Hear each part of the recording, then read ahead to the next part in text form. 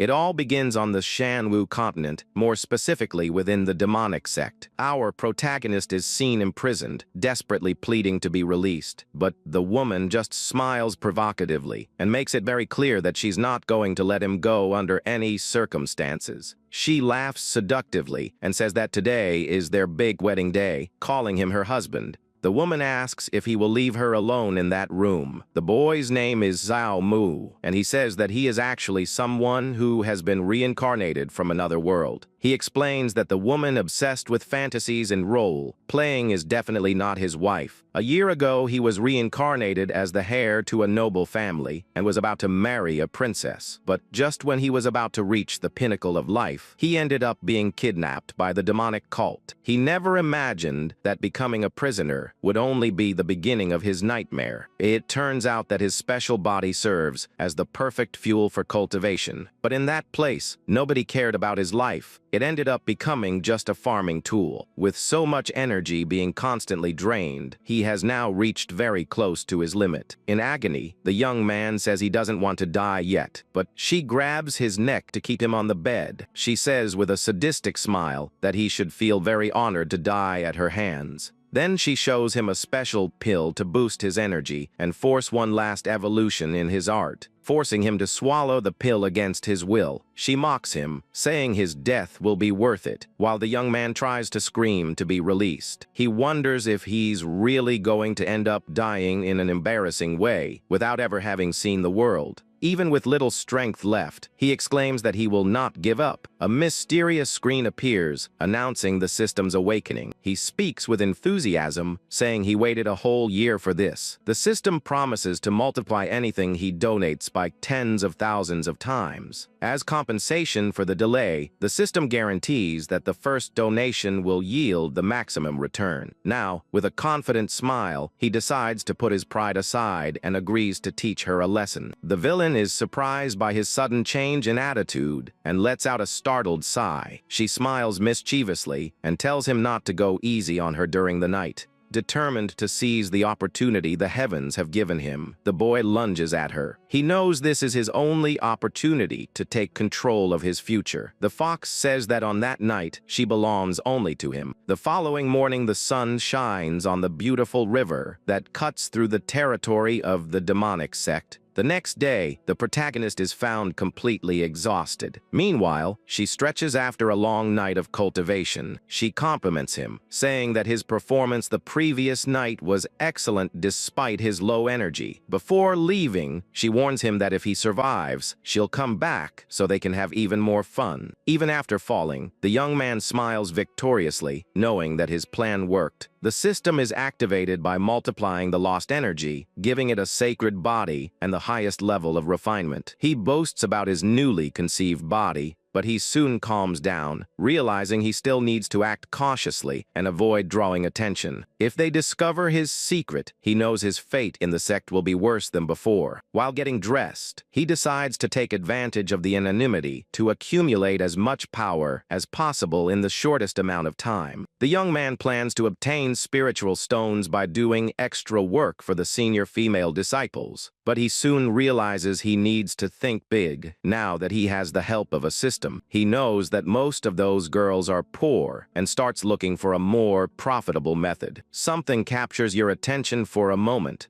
That's when he spots his acquaintance Wang Chan engrossed in his meditation. He recalls receiving a lot of help from Wang Chan in the beginning and decides to repay the kindness. His plan is to donate all his savings to his friend to activate the system's multiplier return. Wang Chan loses his focus after being hit on the head with a plastic bag. He picks up the confused object and realizes with surprise that the small bag is completely full of spiritual stones. The boy grinned from ear to ear, thinking that one of the sex masters had finally recognized his hard work in training. Meanwhile, Zhang system reports that his donation has generated a return of 500 times the initial donation. His rewards rain down upon him as he celebrates gaining 100,000 spirit stones with almost no effort. But he knows this is only the beginning and plans to use this power to get revenge on everyone who humiliated him in the past. He wonders if giving up his own rewards would make the system work again. Suddenly, a rain of spiritual stones begins to fall upon Wang Chan. The young man is completely bewildered and thanks heaven for having found such a generous benefactor all of a sudden. Wang Shan promises to do his best, while Zhao Mu silently observes everything from afar. He realizes that the system has not reacted in any way, confirming that it is not possible to cheat using the same stones. At that moment, a familiar voice calls him Junior Brother, making the boy turn around startled. The girl is surprised to see that he is still alive. Zhao Mu recognizes her as Lu Qi and is immediately surprised by the unexpected visit. Zhao Mu is reminded of the seductive image of his demon concubine who nearly ended his life. He then regains his composure and greets his senior sister. In his thoughts, he explains that Lu Qi is also an external disciple who, like the others, cultivates the dangerous mystical art of yin. She used to take very good care of him at first, but distanced herself after receiving a very clear warning from Chu Jiarun. The girl compliments his recent progress, but the boy tries to downplay it, saying it was all just pure luck.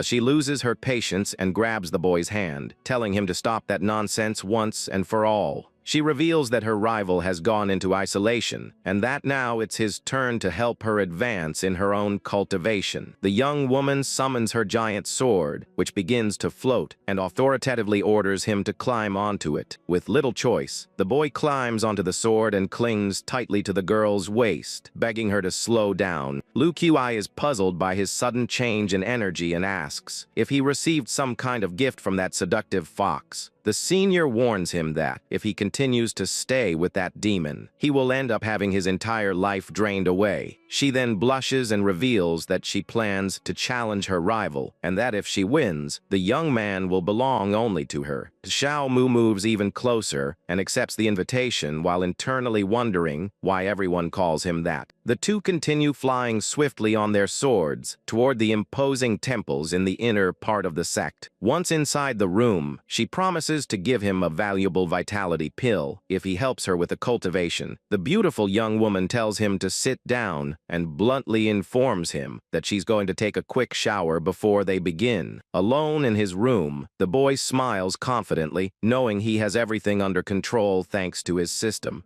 Meanwhile, Lu begins to prepare to enter the hot tub that is already steaming in the room. She slowly enters the warm water, relaxing her body after the stressful journey they had made to get there. The girl takes a deep breath, lost in thought, and whispers to herself that this time nothing will stop her from achieving her goal. Suddenly, Zhao Mu appears right behind her in a white robe, leaving the poor girl completely terrified. He gets into the bathtub without ceremony, saying that time is precious and that taking a bath together is much faster. Without wasting any time, the young man hugs her affectionately from behind and says that the time has finally come for them to begin. Mystical energy begins to flow intensely through the water, and both are impressed by each other's incredible strength. The two surrender to the moment of cultivation, while the bathwater continues to churn with all that heat. After the intense cultivation session, the boy relaxes in the bathtub while the girl appears completely exhausted. She gets embarrassed and tells him not to talk about what happened, but the young man just jokes about it in a very casual way. But the mood suddenly changes when the young woman reveals with a sad look that her wedding is scheduled for soon. The young man is shocked to hear the groom's name and is frightened because he already knows the man's terrible reputation. This is an extremely powerful warrior and considered a legendary genius of that demonic sect.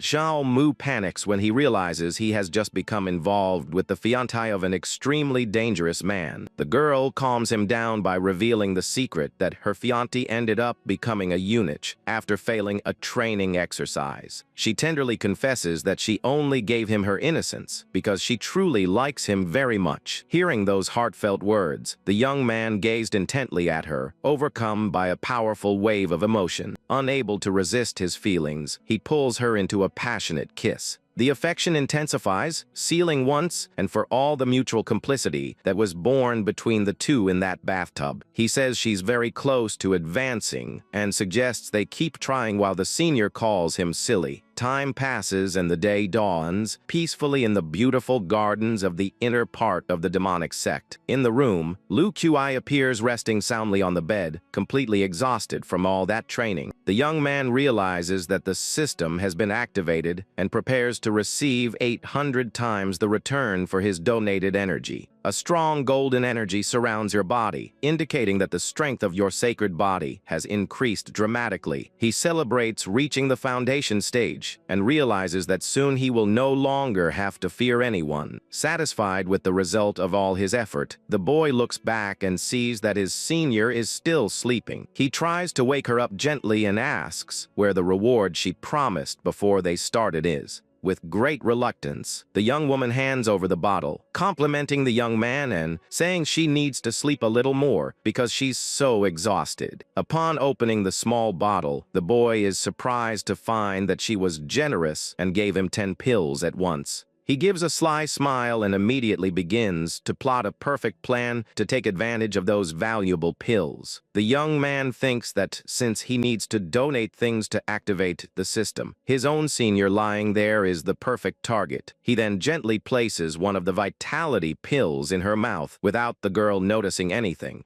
The system confirms the donation and informs that it has activated the 30-fold multiplier, earning an even better pill. However, the boy finds the result a bit weak and complains about only getting 1 response out of 30 attempts. Remembering that there are still many attempts left, he decides to risk everything, hoping to get a much higher multiplier. While sleeping, young Lu Q cutely chews on the pill, completely unaware of what's happening inside. At that same instant, an enormous power spreads through her body, indicating that the new donation had yielded a return of 3,000 times. The boy is extremely happy to receive a valuable level 7 bone marrow cleansing pill as a prize. He admires the object's green glow and celebrates, knowing that this rare item will help him evolve much faster. The main benefit of this special item is to permanently improve the physical fitness and bone structure of the young person. He knows that despite being talented, he still needs much more power to surpass the geniuses of the sect. Determined to reach the absolute top, the boy puts the mystical pill in his mouth, ready to absorb its energy. As soon as he swallows it, he feels a terrifying amount of medicinal power begin to burn throughout his body. Knowing he can't waste any time, the boy quickly sits in a lotus position to refine all that strength. A colossal column of golden flames erupts around him as his spiritual energy is completely purified. Lu Qi wakes up complaining about the bad smell of the eliminated impurities and tells the boy to go take a shower as quickly as possible. With his body invigorated, he walks to the door and uses some of his newfound spiritual energy to open it. Underwater, he takes the opportunity to relax and clean off all the dirt expelled during his incredible level up. The senior observes him in shock, realizing that the young man managed to reach the foundation establishment's realm so quickly. She touches his chest suspiciously, saying that evolution alone wouldn't be enough to purify the body so thoroughly. The boy becomes tense knowing that it would be impossible to explain to her how he suddenly obtained such a rare pill. To disguise his true intentions, he says that their success is due to their training, but notes that the senior player has not yet been able to advance. With a seductive look, he suggests that perhaps he needs to try even harder to help her for free once more. She calls him crazy, but the young man insists, saying that he's doing everything just so she can achieve her goal quickly. The senior ends up surrendering to the moment and feels an absurd amount of mystical energy invade her entire body. After finishing, he calmly gets dressed and says he's leaving so she can focus on her spiritual growth. Walking back, the boy is impressed by the lightness of his body thanks to his new and incredible level of power. He smiles with determination, thinking that as soon as he gets a flying sword, he will be able to travel all over the world. He then decides to go to the bustling outer sect market to look for some interesting items to buy. On site, he uses his spirit stones, and the seller hands him a mysterious box, thanking him for the purchase. This is a beautiful flying sword made of meteoric iron capable capable of absorbing the powerful energy of the stars. He keeps the gun knowing it cost a fortune, but is eager to see the return he will get by donating it to someone. Suddenly, a loud voice calls him, "Pretty face," from behind, making the boy look back confused. He encounters New T, a huge demon with bull horns who is accompanied by several armed henchmen. The young man recalls that the big guy is one of the demon fox's suitors and that he always tried to start fights in the past. Nuta possesses the blood of the bold demon, and the boy realizes that he is the ideal opponent to test his newfound strength. The monster grabs the young man's collar furiously, demanding to know if he has met with his beloved again. As Omu grabs his arm back with a sarcastic look and mockingly asks what would happen if it were true. Completely furious at the boy's audacity, the demon clenches his fist, concentrating all his terrible destructive energy. New T lunges forward, delivering a devastating punch fueled by fury, ordering the boy to go straight to hell. To everyone's surprise, Zhao Mu blocks the demon's deadly attack with just one hand without even moving. With mockery, the boy says he prefers to stay alive and shocks the monster by revealing his cultivation level. Furious, the bold demon channels all his crimson strength, shouting that the young man will never reach his level. He then unleashes an insane sequence of high-speed punches,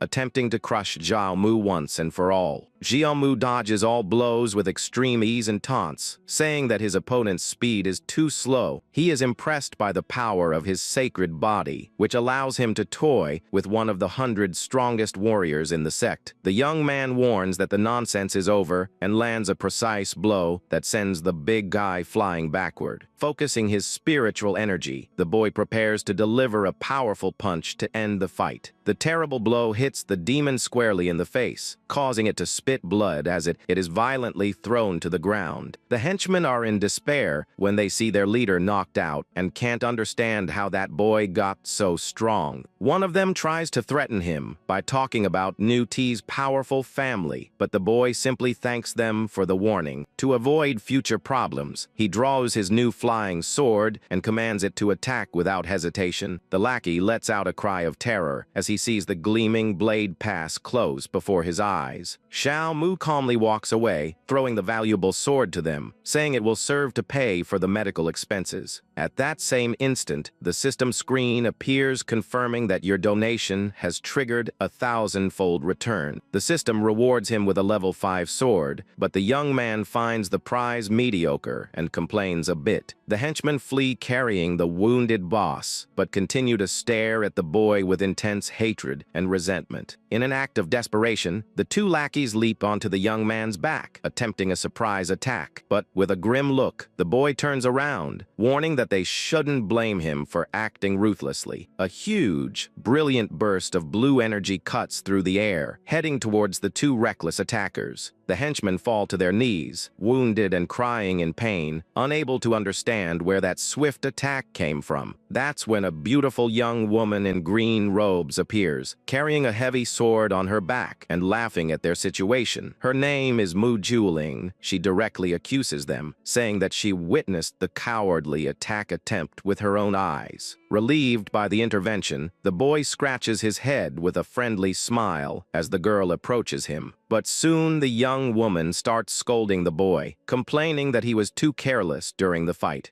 She teaches that with enemies, one must be ruthless and eliminate evil at its root, scaring away the henchmen who hear everything. Irritated by the intrusion, they try to yell at her, asking who she thinks she is to speak like that. With a terrifying look, she reveals her name, leaving the two idiots completely paralyzed with fear. They begin to tremble from head to toe when they realize that the girl is the legendary and dangerous Mu Juling. In a panic, the cowards flee, running desperately, swearing they had nothing to do with the whole mess. Mu Juling then turns back to Zhao Mu, pointing her finger firmly and leaving the young man confused. She gets so close that she ends up her chest against his in an extremely intimate and provocative way. Blushing, she asks if he's forgotten that all he has to do is say her name to scare away anyone who tries to attack him. The young woman says with relief that if he died, she would have no one else to marry in the future. The boy smiles awkwardly, remembering that this girl has always had her eye on him ever since she joined the cult. He realizes that her interest isn't in his power, but rather because she finds him extremely handsome. But despite looking cute, she is a ruthless warrior and highly respected within the entire demonic sect. Zhao Mu thinks that the other disciples would never imagine that this feared warrior possesses such a sweet side. He gently pinches her cheek, telling her not to worry because he's much harder to kill than he looks. Delighted with the affection, she firmly holds the boy's hand and excitedly pulls him along, telling him to follow her somewhere. Suddenly, the young woman uses her mystical power and begins to fly through the skies, taking the boy with her. Zhao Muyu is impressed to notice that she can fly without a sword, something only powerful cultivators can do. The young man watches her, intrigued, wondering what the true and terrifying level of power of that girl might be. The two land smoothly in a beautiful valley, leaving a trail of red flames in their wake. Upon arriving, the boy is impressed by the immense spiritual energy of the place and wonders this is sacred ground. She opens the door of her modest wooden house and invites him in, revealing that this place is her home. He enters curiously, seeing several shelves full of books, and she explains that she uses the place only to relax and read. Without the slightest shyness, the young woman throws herself happily onto her soft bed, letting out a sigh of relief. She looks back with a teasing smile and asks why he's still standing there, telling her to come closer. He tells the girl not to try anything funny with him because his self-control is extremely limited. She blushes and calls him a womanizer, asking what kind of nonsense he's thinking at that moment. Next, the young woman hands 2 mystical books to the boy, beginning a new training. The books contain legendary sword control techniques that are extremely difficult to master. He is surprised and asks how she knew he wanted to learn that sword control technique. The girl then also presents him with a level 4 flying ice sword called Frost Blade. She explains that the cold sword will help contain his fire energy, saving the young man from thinking nonsense. The girl tells the boy to stay there training while she takes care of other important matters outside. She concludes by saying that she will arrange for his promotion from servant disciple to external disciple of the sect. Seeing such generosity, the young man stares at her, intrigued, wondering who she really is in that place. With a beautiful smile, she playfully replies that she is the person he will marry one day. The chalet door slams shut, leaving the boy alone with his own thoughts inside the room. He gives a silly smile, admitting to himself that that girl really knows how to flirt with a man. The boy decides to push away romantic thoughts and focuses on reading mystical sword control manuals. He sits in the lotus position and begins to concentrate intensely, trying to absorb all the secrets of the art. Hours later, the young man collapses to the floor exhausted, complaining about how extremely difficult that control technique is. He realizes that the mystical pill only improved his physical fitness, but not his capacity for understanding. Worried, the boy begins to confide in a small, cute, mystical creature that is nearby about his problem. The little animal stops chewing its grass and looks at him with a confused expression, not understanding anything. Suddenly, he has a brilliant idea and thinks that teaching knowledge should also activate the system's feedback. With a frightening look, he approaches the creature, offering to teach it to read and do arithmetic. The young man begins teaching the animal the multiplication tables, and the system is activated with a return of 100 times. He is extremely surprised and happy to see that the plan worked and his ability to understand has increased. With his mind much sharper, he returns to meditating, focused on understanding the scrolls of that difficult technique. The young man's eyes shine brightly, showing that he has finally begun to unravel the secrets of the technique. He smiles proudly as he realizes he can now learn any complex technique instantly. Even though he is satisfied with the progress, he knows that this level of understanding is still not enough for his plan. The boy then looks again at the mystical creature, which begins to tremble with fear as it senses his intentions. The young man smiles mischievously and says he will teach the poor little animal complex geometry theorems. He sets up a whiteboard full of complex calculations, and the system further enhances his intelligence after class. The boy discovers that he has reached the maximum intelligence limit allowed for his current strength level. He celebrates knowing that with his brilliant mind, deciphering any training scroll will no longer be a problem. The boy begins to test new techniques and delivers a devastating punch, using the legendary Vajra fist technique. Then he summons red lightning, scaring the little creature while mastering yet another combat technique. He studies the arts of fortune, telling and creates a huge golden magic circle on the library floor. But the boy soon realizes that those techniques are of a very low level and decides to look for something stronger. He has the brilliant idea of memorizing the basic books, so he can later donate everything and win prizes from the system. Suddenly, the mystical creature runs towards the boy, carrying a small gray bone in its mouth to give to him. He pets the little animal's head and asks if that mysterious bone is really a gift for him. The young man accepts the gift, thanking his companion and jokingly saying he will use the bone to make soup. But upon touching the object, he feels a purple energy emanating from it and discovers that it is an ancient technique. He is surprised to realize that the small animal has hidden such a valuable secret inside that modest bone. The system starts forcing automatic learning of the technique, causing the boy to experience a terrible headache. He falls to his knees, spitting a lot of blood onto the ground, leaving the small mystical animal completely desperate. The boy realizes that even with his intelligence at the highest level, he still lacks the ability to understand the technique. He stares thoughtfully at the object on the ground, wondering if that divine technique is of a celestial level. At that moment, young Mu Juling opens the door and is shocked to see the boy lying on the floor with blood in his mouth. Feeling guilty, she apologizes, thinking he hurt himself trying to practice the difficult techniques she taught him. She says he shouldn't rush to evolve and brings a basket of tasty food for them to eat together. With an extremely gentle and affectionate look, the young woman picks up the chopsticks and asks to feed him. Zhao Mu is fed while wondering if Mu Juling's presence might be a great opportunity for him. He decides to donate the mysterious bone to her to see if the item can somehow be useful in her farming. The girl asks where he got it and recognizes with surprise the legendary mystical art of chaos schwamming.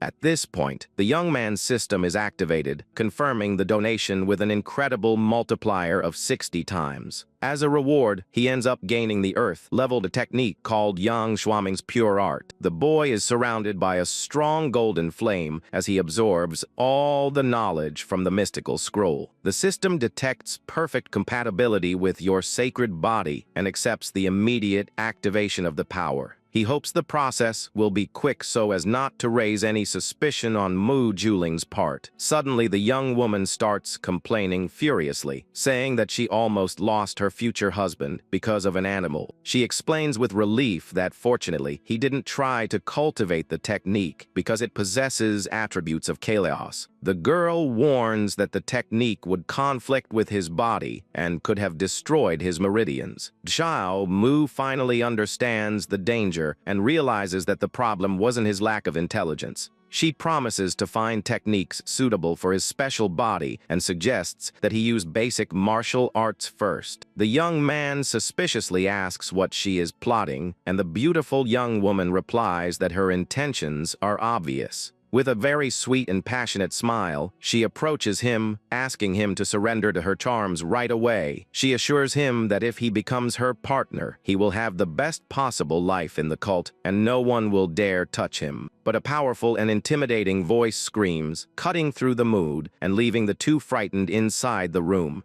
A colossal beam of purple energy falls from the sky, destroying part of the ceiling with absurd force. The girl screams the boy's name as a terrible spiritual pressure forces them to kneel on the ground. The young man senses the oppressive aura and wonders in fear who could possess such monstrous power. The girl is shocked to see her master appear on the scene, and Zhao Mu despairs at the woman's presence. The mystical and powerful mistress observes the entire scene with a cold gaze and expresses her displeasure. The powerful leader asks ironically if her presence ended up spoiling their pleasant atmosphere. Mu Juling immediately kneels in respect as Zhao Mu remains pressed to the ground. The teacher says that she was her favorite disciple and that she intended to make her the great saint of that sect. but the woman complains that the young woman prefers to waste time playing with a lowly servant disciple in her room. The boy realizes that this powerful woman is the saint of the sect and understands where her great confidence comes from. The repentant young woman bows to the ground, begging for forgiveness and admitting that she made a grave mistake. The ruthless leader says she will only give her one chance to redeem herself and summons a sharp sword. She throws the weapon on the ground and orders the girl to kill Zhao Mu with her own hands to sever their ties once and for all. Mu Chuling tries to defend the boy by hugging the master's leg and saying that he is not to blame for anything. She cries desperately, stating that her cultivation mind would be destroyed forever if she killed her beloved. The powerful mistress stares at her with a grim look and angrily asks if she is trying to threaten her. A colossal wave of purple energy crushes them both to the ground, causing them both terrible pain. Zhao Mu realizes that the saint is willing to kill her own disciple and decides he needs to act fast. He begins to release an intense golden flame, surprising the girl with that change in attitude. The young man hugs her from behind and tells her to immediately gather all of his spiritual energy to save herself. The saint is shocked to realize that the boy possesses the extremely rare and legendary sacred Bodhi of Red Yang. Zhao Mu gives a confident smile and praises the powerful leader's sharp vision as she recognizes her new lineage. The woman admits to herself that the young man has immense potential and that her disciple's choice makes sense. Upon seeing his power, the young woman hugs him excitedly, saying that she would have tied him to the bed if she had known this before. The teacher coughs awkwardly, causing the girl to hurriedly apologize for speaking without thinking. The leader decides to spare the boy's life for now, solely for the sake of her precious disciple's future. She orders him to return to the outside sector for training and forbids him from seeing the girl for a good while. The saint flies away carrying the disciple and warns that he can only look for her after reaching the kingdom of the nascent soul. The boy is left alone in the valley, impressed by the woman's strength, and knows she could kill him with a single thought. Filled with rage and determination, he puts his hand to his head, knowing he needs to become even more powerful.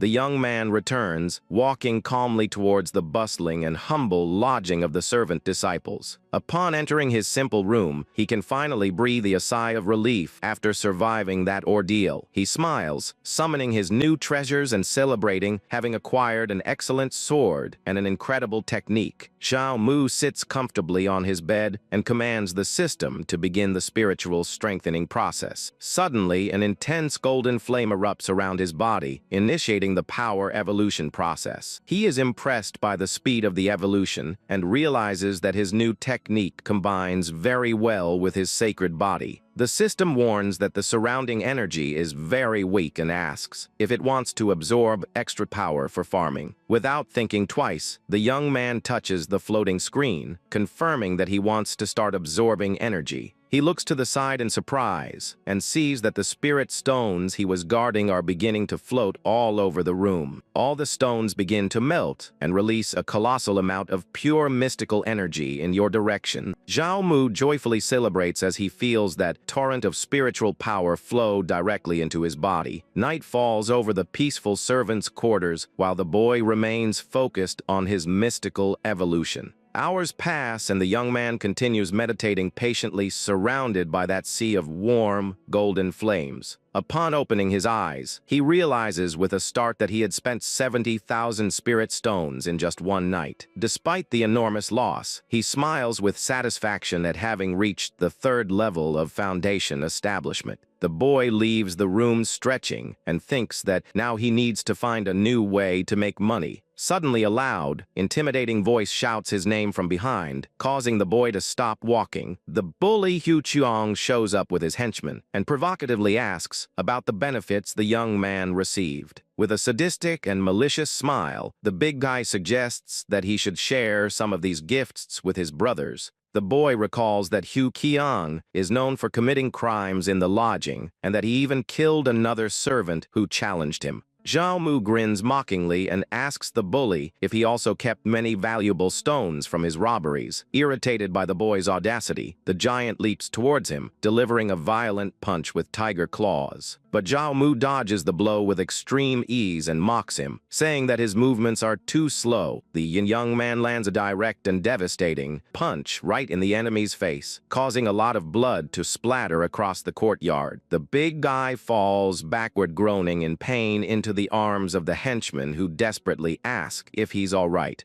Wiping the blood from his mouth, the bully stares at him, unable to believe that the young servant actually managed to hurt him. Zhao Mu simply smiles confidently while displaying his immense aura and asks if his power evolution is as obvious as it seems. Furious, the leader orders his two henchmen to stop looking and commands them to attack together without any mercy. Muscular thugs unleash a powerful green energy and advance, determined to end the boy's life. Using his godlike speed, the young man dodges the giant's simultaneous punches with almost no effort. The other servants watching from afar are impressed by the increase in power, but ask him to be very careful. The young man takes a deep breath, concentrating an absurd amount of reddish spiritual energy at his fingertips. With a swift movement, he unleashes a shockwave that hurls the two brutes away once and for all. Suddenly, a huge tiger monster emerges, leaping from the shadows behind the boy, attempting to attack him by surprise. The creature roars, ordering the boy straight to hell while delivering a blow with its powerful claws. But the hero merely looks back with a defiant grin and prepares his right fist, brimming with red energy. The young man unleashes a devastating counterattack that hits the tiger squarely in the face, causing the monster to spit out a lot of blood. The terrifying impact throws the savage monster directly against the body of one of the henchmen lying on the ground. Badly injured, the tiger man tries to get up and roars angrily, threatening the boy and saying that he will pay for it. Impatient with threats, Zhao Mu stomps hard on the enemy's head, making it abundantly clear who's in charge. With a terrifying look, he orders the monster to shut up once and for all while displaying his immense presence of power. The crowd goes wild and thanks the hero for teaching a lesson to the tyrants who always stole from everyone in the village. The young man uses his mystical power to levitate a large bag of precious stones that was being kept by the bully. He displays the large bag and cheerfully announces to everyone that he will return each of the stolen stones to their owners. The boy throws the bag high into the air, scattering a veritable shower of bright, colorful crystals over the crowd. People celebrate wildly, laughing and jumping for joy as they collect all the mystical stones that fall from the sky. The system confirms the donation of 9,000 spirit stones and gives it the incredible return of 9 million crystals. Zhao Mu then approaches his friend Wang Chan and hands him a refining pill as a token of gratitude. The companion is extremely embarrassed by the gift and tries to refuse it, saying that the item is too valuable. Impatient, the hero simply throws the mystical pill into his friend's mouth, ordering him to swallow it all at once. The system confirms the donation of the simple pill and gives Zhao Mu a valuable, higher-level pill in return. Wang Chan warns him that the defeated enemies have powerful allies and tells him to find a protector within the sect. Zhao Mu thoughtfully agrees with the advice, knowing that this is exactly his plan to survive in that place. He arrives at the outer sect's management hall to begin his plan. Inside, a man controls the flames of a large cauldron using mystical cultivation techniques. This is Jiang Dinkin, the outer sect manager, who seems totally focused on his work. Zhao Mu enters respectfully and greets the manager, introducing himself as a polite disciple. The manager just stares at him in silence, with a rather cold and unfriendly expression. Then he makes a movement with his fingers, directing the strong flames towards the mystical furnace. Suddenly, the cauldron explodes violently, leaving the manager furious and frightening the young hero. The man begins to cough heavily amidst the gray smoke that has spread throughout the room. He immediately blames Zhao Mu, saying that the boy ruined the refinery and orders him to leave. Zhao Mu realizes that the old man deliberately ruined the refinement to create an excuse and complicate his life. The manager insists he leave, but the boy asks him to remain calm while he prepares a brilliant surprise. The boy offers 50,000 spirit stones, causing the man to spit out his tea in astonishment. The old man changes his attitude immediately and agrees to register the young man's license plate with a big smile on his face.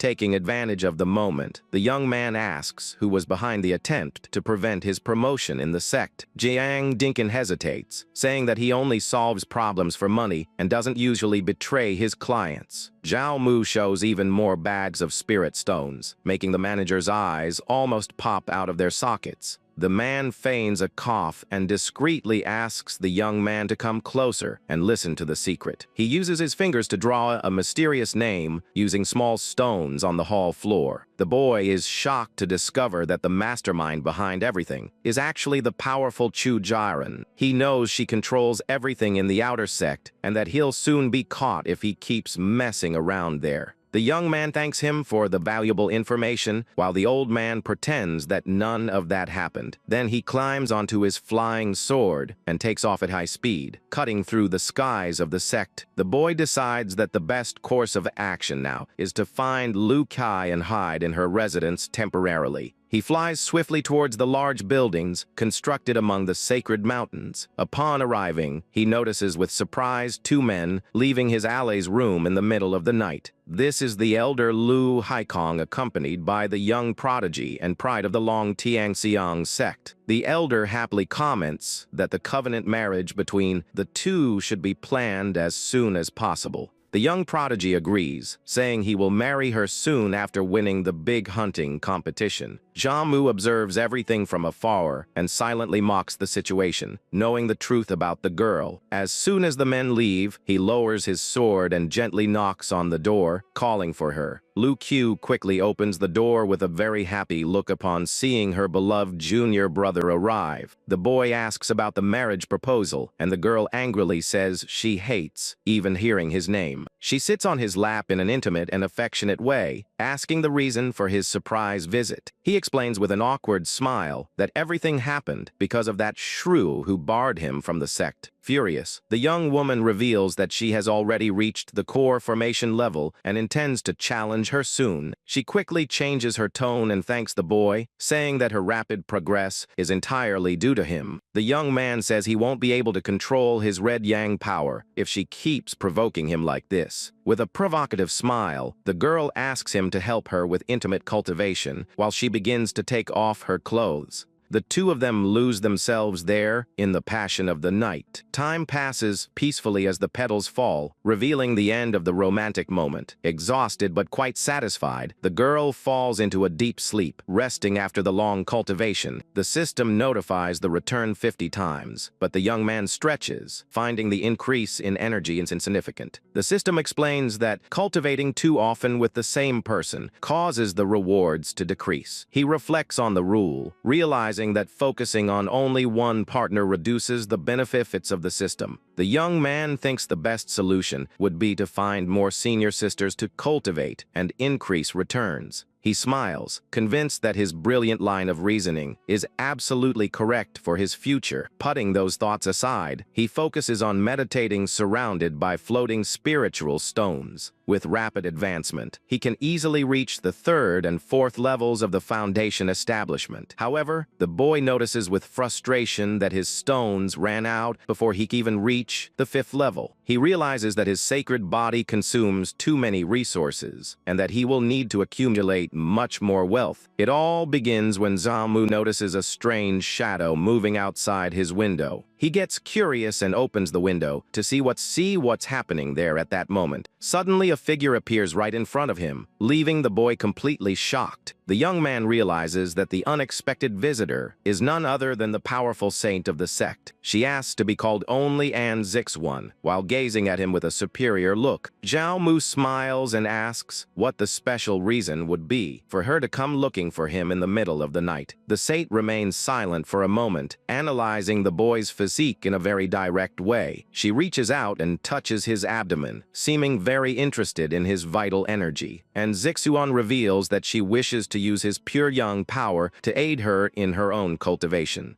The boy moves away slightly, trying to prevent her from continuing with that close contact. He attempts to argue that harvesting techniques are not efficient in the later stages. Irritated by the refusal, she releases an overwhelming purple aura that makes the air feel heavy. Zhao Mu feels a terrible spiritual pressure that throws him against the bed without a chance to react. The saint orders him to stop talking nonsense and say now whether or not he is willing to obey. With no choice, he accepts, thinking that in the future he will still get his revenge on this arrogant woman. The young man asks which positions she prefers so that he can better cooperate with the harvest, and Zixuan is visibly embarrassed by the bold comment and turns her face away to hide it. She opens a mystical portal and warns him not to ask unnecessary questions about what will happen. In the blink of an eye, the portal begins to glow intensely, transporting the two to another place. They arrive at the dwelling of the Purple Sky Cave, a secluded place where she usually meditates. The saint walks ahead and tells the boy to follow her without hesitation into the house. She explains that the place is safe and that no one will be able to interrupt what they are doing there. Zhao Mu starts taking off his clothes to cooperate, but the girl is frightened by his behavior. She says he doesn't need to undress because she's already prepared everything in her own way. The boy laughs, thinking she's the type who likes to take the initiative in every situation. Suddenly, he is gagged by a white band that prevents him from continuing to say anything. Furthermore, he ends up being tied to a pillar while the saint begins to remove his clothes. She orders him to close his eyes and cooperate with the cultivation, or he will suffer the grave consequences. Then the young man ends up falling into a fountain of clear water and comes out completely wet.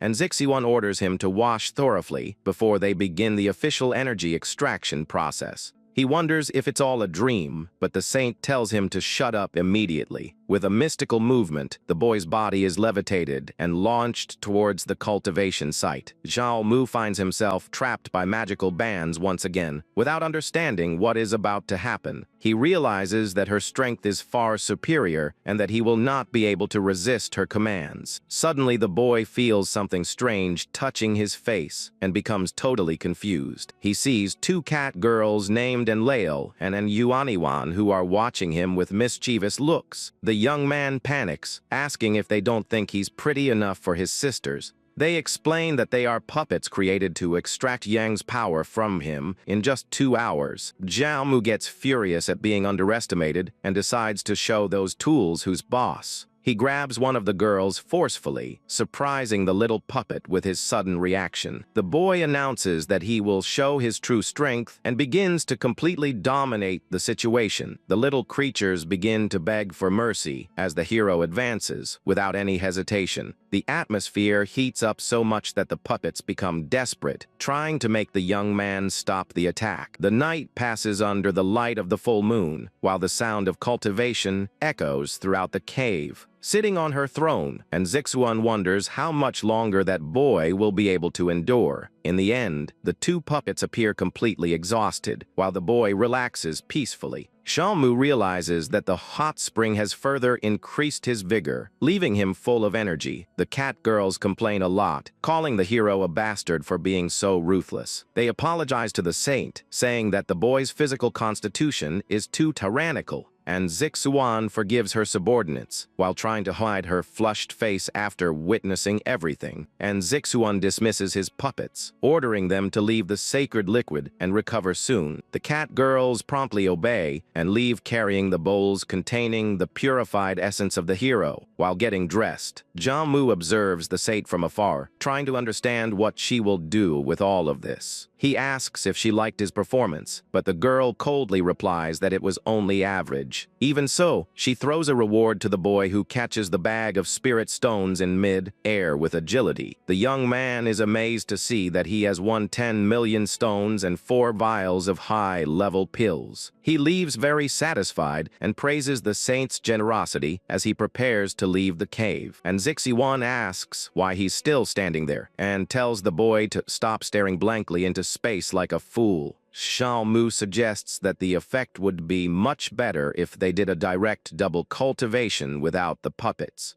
The saint becomes visibly irritated and her face flushes because of the audacity of that presumptuous disciple. Impatient, she opens a portal and orders him to disappear from her sight at that very moment. A bright purple light envelops the hero, who is rapidly transported away from the sacred cave. Suddenly, Zhao Mu reappears in the room, leaving the person inside completely confused. He realizes he's back beside Lu Qi, admires the saint's unbelievable transportation methods. The system indicates that the energy contribution has greatly improved your sacred body of red yang. The boy begins to meditate, feeling an immense power flowing through every part of his renewed being. He confirms his theory that varying cultivation partners brings much greater rewards from the system. The hero smiles, thinking that having the saint dependent on his energy will guarantee his safety within the sect. Meanwhile, Zixuan observes the shimmering liquid in her hands, looking very thoughtful. She hopes that the essence of that cheeky boy will truly be worthwhile for her mystical progress.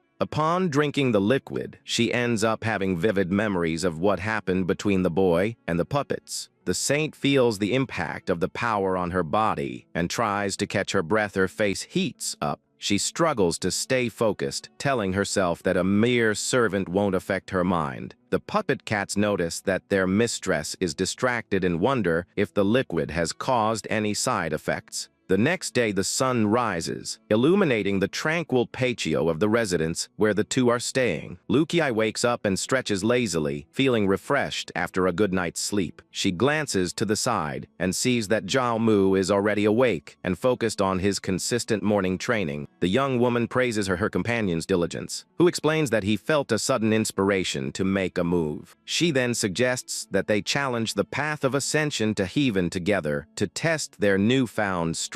The location is an ancient secret kingdom of the sect where a giant portal glows with a mysterious energy. The challenge has 12 layers, and whoever reaches the third layer is already ranked among the best disciples. From this stage onwards, powerful demons emerge that test the limits of any cultivator. They comment that rival Chu Jiaoran is 9th in the ranking and is able to hold her own well in the 4th layer. The young man says she doesn't need to try so hard for him, but Lu Qi claims she does it for herself. The girl wants to prove that the potential of humans is superior to that of the demonic race represented by her rival. Zhao Mu reflects on how the sect treats everyone equally, but internal disputes between races continue. He happily agrees to go together, since he now also holds the status of an official outer disciple. The two walk towards the enormous purple portal, ready to begin testing their skills. Some disciples emerge from the portal wounded and complain that the monsters on the 3rd layer are terrifying. Others praise a certain Nu Ti, who has climbed several positions in the ranking and seems to be getting very strong. The man named Nu Ti boasts of his brute strength, saying it's all a result of his natural talent. Suddenly, he senses an intimidating presence behind him and realizes that Chu Daran is watching him. The villainess orders him not to forget who helped him and commands the brute to finish the task quickly. He responds with a cry of total submission, accepting the woman's orders without questioning anything at all. Nu Ti sees Zhao Mu and Lu Qi arriving at the location and decides to confront them to prove her worth to her boss.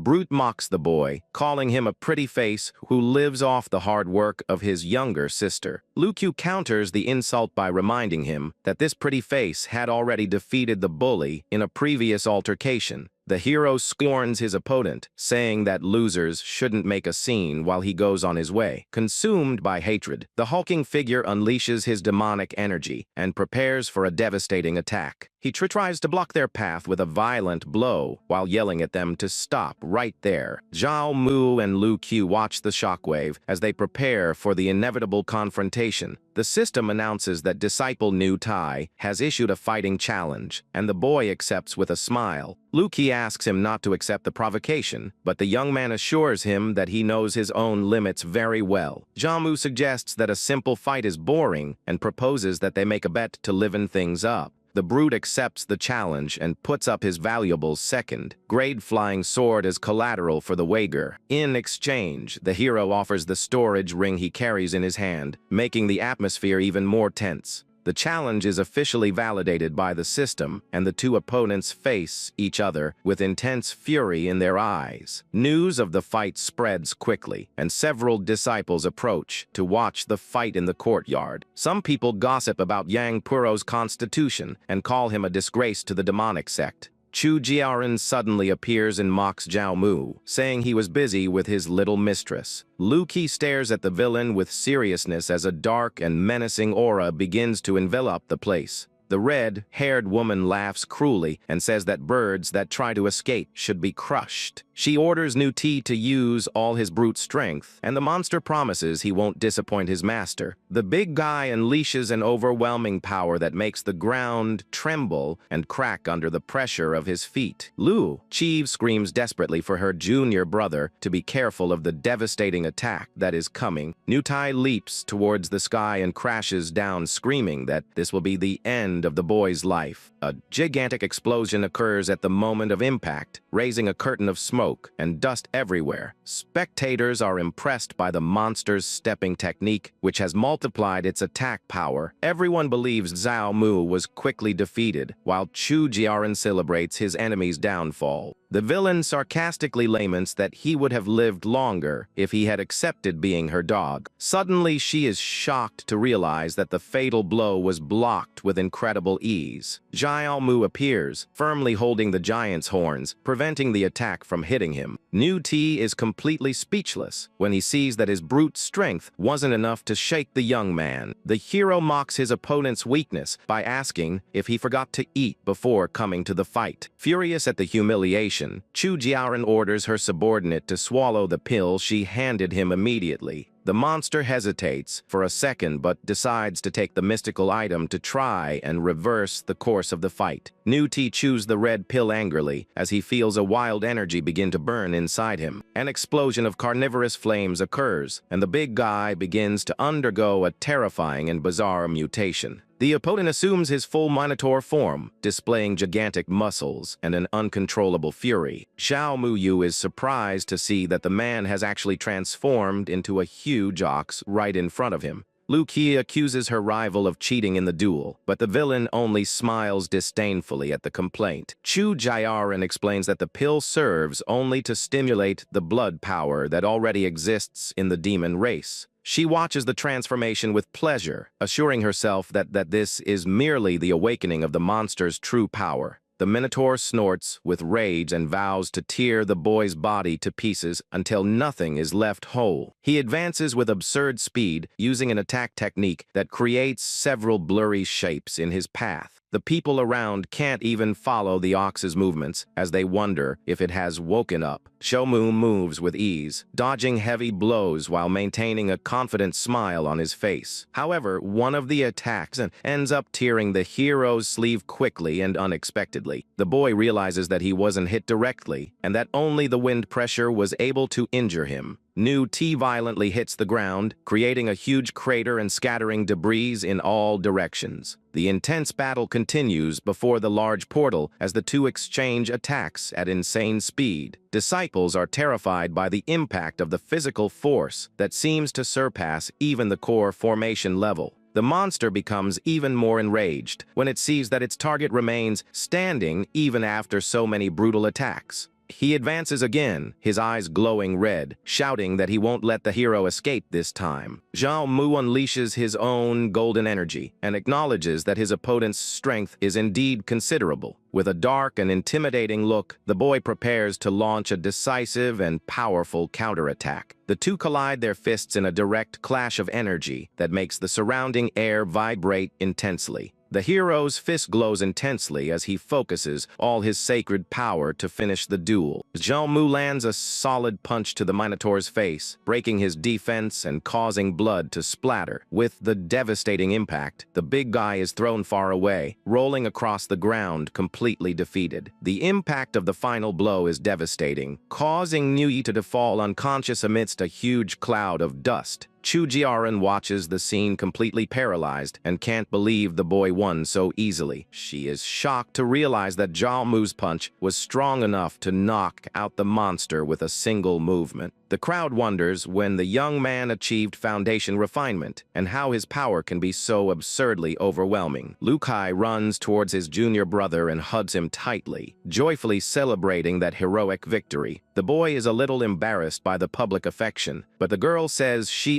always knew of his great potential. Meanwhile, the villainess stares at her fallen subordinate with deep contempt and calls him useless trash for losing the fight. She orders the others to take the wounded man away immediately, while everyone watches the fury of the woman in red. But Zhao Mu shouts for them to wait a moment, leaving Niu Ti's henchmen extremely tense and worried. The subordinates tremble with fear and ask what more he wants now that their leader has already been humiliated and defeated. With a sarcastic smile, the young man claims to be a very reasonable person and shows a bag full of spiritual stones. He throws the 10,000 stones at the face of his fallen opponent, saying that this will serve to pay for his medical expenses. The disciples are impressed by the hero's arrogance, but admit that he has become much more attractive and powerful. The system notifies that the donation generated a return of 100 times the donation, and the young man receives 1 million spiritual stones back. Chu Jiaran begins clapping ironically as he walks towards the hero with a predatory look. She seductively touches Zhao Mu's chin and confesses that she's starting to like him more and more. The villainess promises to give him everything he desires if the young man decides to abandon everything and return to her side right now. But Lu Qi intervenes at that moment, releasing her blue aura and placing herself between the two to protect her beloved. With a firm and authoritative gaze, the young woman asserts that her rival is not worthy of having someone like Zhao Mu by her side. Chu Jiaran becomes furious at the audacity and unleashes her purple energy, asking if the girl has truly lost her mind. The atmosphere becomes extremely tense as the two powerful women face off, ready to begin a new duel. Lu Qi warns that the boy is a free person and not a commodity that can be discarded after being used as a tool. She points her finger and vows to surpass her rival's ranking on the path to heaven so she can challenge her fairly in the future. The girl holds the young man's hand and vows to avenge every injury the villainess has inflicted on him in the recent past. Zhao Mu praises the senior's heroic attitude as they walk towards the mystical portal to begin the test. The two enter together into the beam of purple light, disappearing from the sight of all the disciples who were observing the confrontation. Left behind, Chu Jiaran screams in hatred and vows that those two bastards will pay dearly for such humiliation. She clenches her teeth, consumed by fury, and vows that their life within the cult will be a living hell from now on. Everyone knows the competition will be fierce since Lu Qi possesses a noble status and is not inferior to her rival in beauty or power. Some disciples enviously comment on how the hero managed to attract the attention of two of the sect's greatest beauties. Meanwhile, the scene changes to the Nine Dragons Sword Mountain, a sacred and isolated location of the demonic sect. The genius Long Tianxiang appears meditating amidst a powerful purple aura while wielding a giant sword. He slowly opens his eyes, revealing an extremely cold gaze and a spiritual presence that intimidates anyone. The boy demonstrates his complete mastery over the mystical weapon, making it float and execute precise movements in the air. He continues his meditation, focused on reaching a new level of power, while the energy around him continues to vibrate. Satisfied with the training, he comments that the progress is only reasonable and prepares to receive a visitor. A subordinate rushes over to report the latest gossip circulating throughout the outer sect.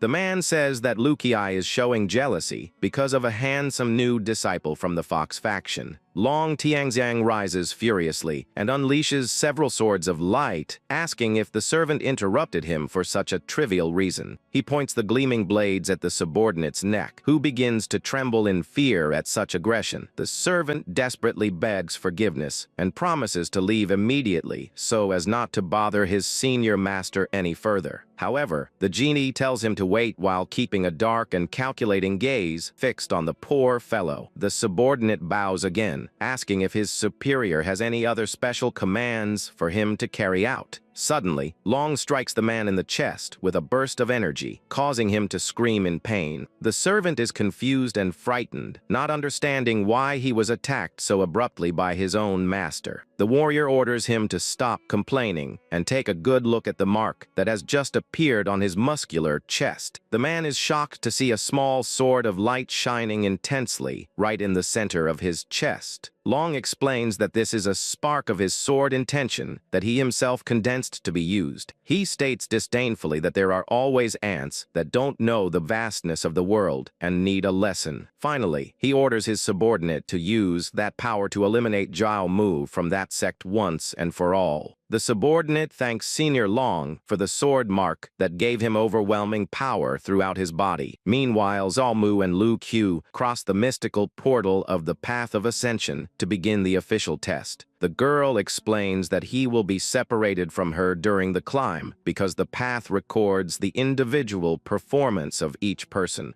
Zhao Mu notices that his senior is acting very strangely and asks if something has happened to her. Suddenly, she pulls the boy close and gives him a passionate kiss, leaving the young man completely paralyzed and speechless. Lu bids him farewell with a loving look and warns him to be very careful throughout the challenge ahead. The young man smiles mischievously and says that actually she is the one who needs to be cautious about the dangers of the place. Now alone, the boy walks through the dense white fog of the first floor, ready to face whatever comes his way. Suddenly, gigantic shadows begin to form around him, and the hero realizes he is no longer alone. A colossal demon rooster emerges from the shadows, displaying its red eyes and a rather intimidating presence. Immediately afterwards, a fierce and hungry wolf appears, growling and baring its sharp fangs at the challenging young man. To complete the trio, a monstrous frog with an enormous tongue stands ready to attack the boy at any moment. The three beasts advance together in a coordinated manner, attempting to corner Zhao Mu in the middle of that mystical arena. With a swift movement, the hero leaps and strikes the ground, creating a shockwave that pushes the nearby monsters away. The boy is impressed to notice that the beasts on the first floor already have the foundation level of establishment. One of the monsters transforms into a fast ball of spikes and rolls violently towards the young warrior. Using his divine agility, Zhao Mu dodges the deadly thorns and observes the movements of the creatures around him. Tired of just running away, he decides it's time to launch a decisive counterattack and advance against them. The hero concentrates his firepower in his fist, and the beasts begin to tremble in terror as they feel the scalding energy. With a devastating blow, he strikes the monsters simultaneously, sending them all flying with extreme ease. Zhao Mu observes the defeated creatures and scoffs, saying that the first level was far too easy for him. The system announces that he has passed the first floor and offers 3 valuable reward options for the winner. He chooses the Burning Fame Palm technique because it is compatible with his incredible sacred red young Bodhi. The boy celebrates the perfect choice, knowing that this new manual will greatly increase his immediate attack power. Without wasting any time, the young man begins to cultivate the new technique by absorbing solar heat directly into his body. He feels the energy of the bright sun strengthening his meridians and prepares his palm to test the new power. The hero unleashes a devastating fire attack that explodes against obstacles, proving the effectiveness of his new art. With a confident smile, the boy prepares to climb the stairs and face the challenges of the second floor. Meanwhile, on the third level of the celestial path, an explosion of blue energy indicates that the combat is intense. Lu Qiu bravely fights a gigantic monster, using her sword to deliver precise and fatal cuts to the beast. The senior manages to overcome the third floor challenge and approaches to choose one of the rewards offered by the portal. Disciples comment that senior player Lu Qiu has entered the top 50 and that number 1 Nalalan Chuang is still the local record holder. Suddenly, Zhao Mu's name shines brightly on the notice board, leaving all the disciples present speechless. People are shocked to say that he managed to get into the top 1,000 in record time right after completing the first floor. Chu Jiaran observes the board with intense hatred and suspects that the two have been practicing dual cultivation recently. Young man with long blue hair walks elegantly, drawing the attention of everyone around him. This is Nalan Chuang, the number 1 genius of the outer sect, who possesses the legendary blood of a Cullen in his veins.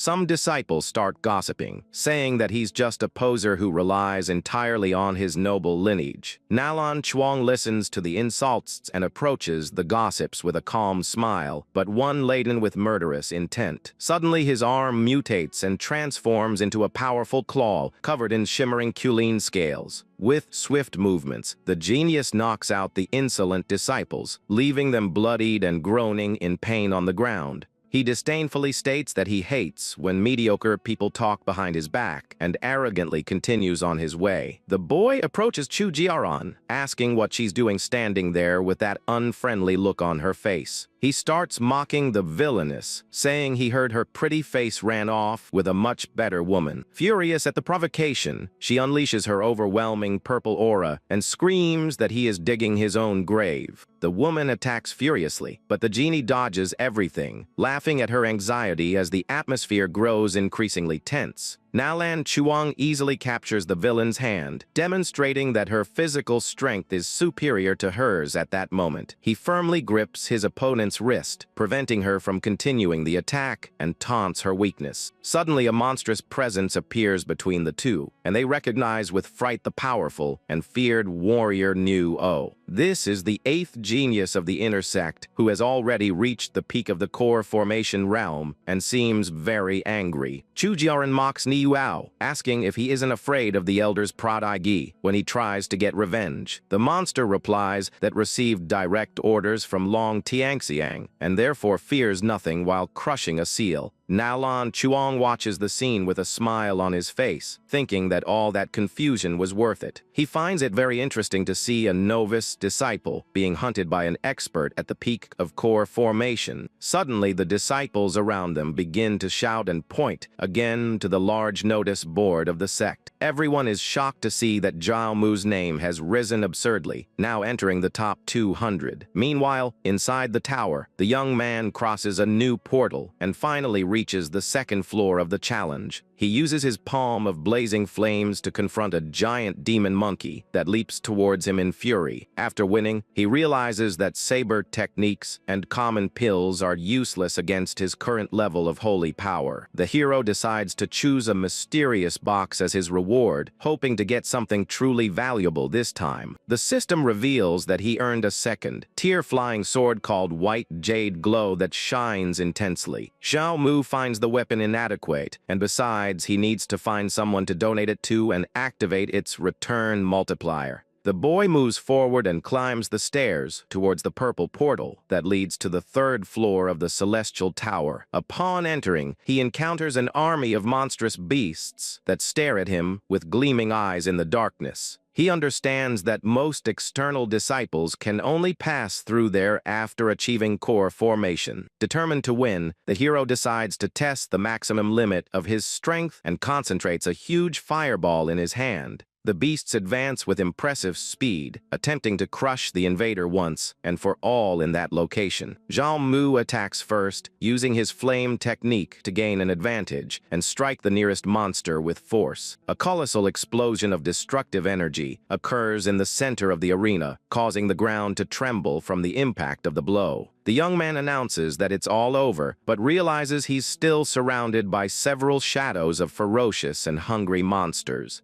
He leaps and delivers a powerful kick right into the mouth of a giant alligator that was trying to bite him from below. The boy continues to unleash explosive attacks against the beasts while moving swiftly across the battlefield. The crocodile monster lets out an agonizing cry of pain as its body is struck by the hero's scalding energy. Zhao Mu falls to a seated position, exhausted, but realizes he only suffered minor injuries thanks to the resilience of his sacred body. Suddenly, a giant bat and a fish monster emerge from the shadows to launch a new coordinated attack against him. The young warrior unleashes his golden aura and prepares to face the new threats with a confident gaze. He smiles, saying that the challenge isn't bad at all, while mystical energy envelops his entire renewed body. Trusting in his physical resilience, the boy decides there is still hope of getting past that army of monsters. Several fire tornadoes erupt in the arena, burning everything around them as the battle reaches its most intense climax. The The hero summons a gigantic creature of flames that consumes the remaining beasts in a true inferno of light. Zhao Mu emerges victorious amidst the wreckage and celebrates, having successfully overcome the challenging third floor of the tower. A soft green light begins to glow around him, initiating an immediate healing process in his open wounds. He realizes that his red yang power allows for extremely rapid recovery even after exhausting battles. The young man looks at the illuminated stairs, and besides, he still has enough strength to challenge the fourth floor of the tower. New reward options appear floating around, and the boy analyzes each one very carefully and cautiously. The hero reminds us that pills and treasures obtained there cannot be used within the celestial challenge itself. Thinking about how to overcome the next level, he chooses a new cultivation method to strengthen his soul and mind. As there is no time limit, the young man sits down to master the technique before proceeding with the climb up the tower. Outside, the disciples can't believe what they see and claim that the tower's record has never been wrong in millennia.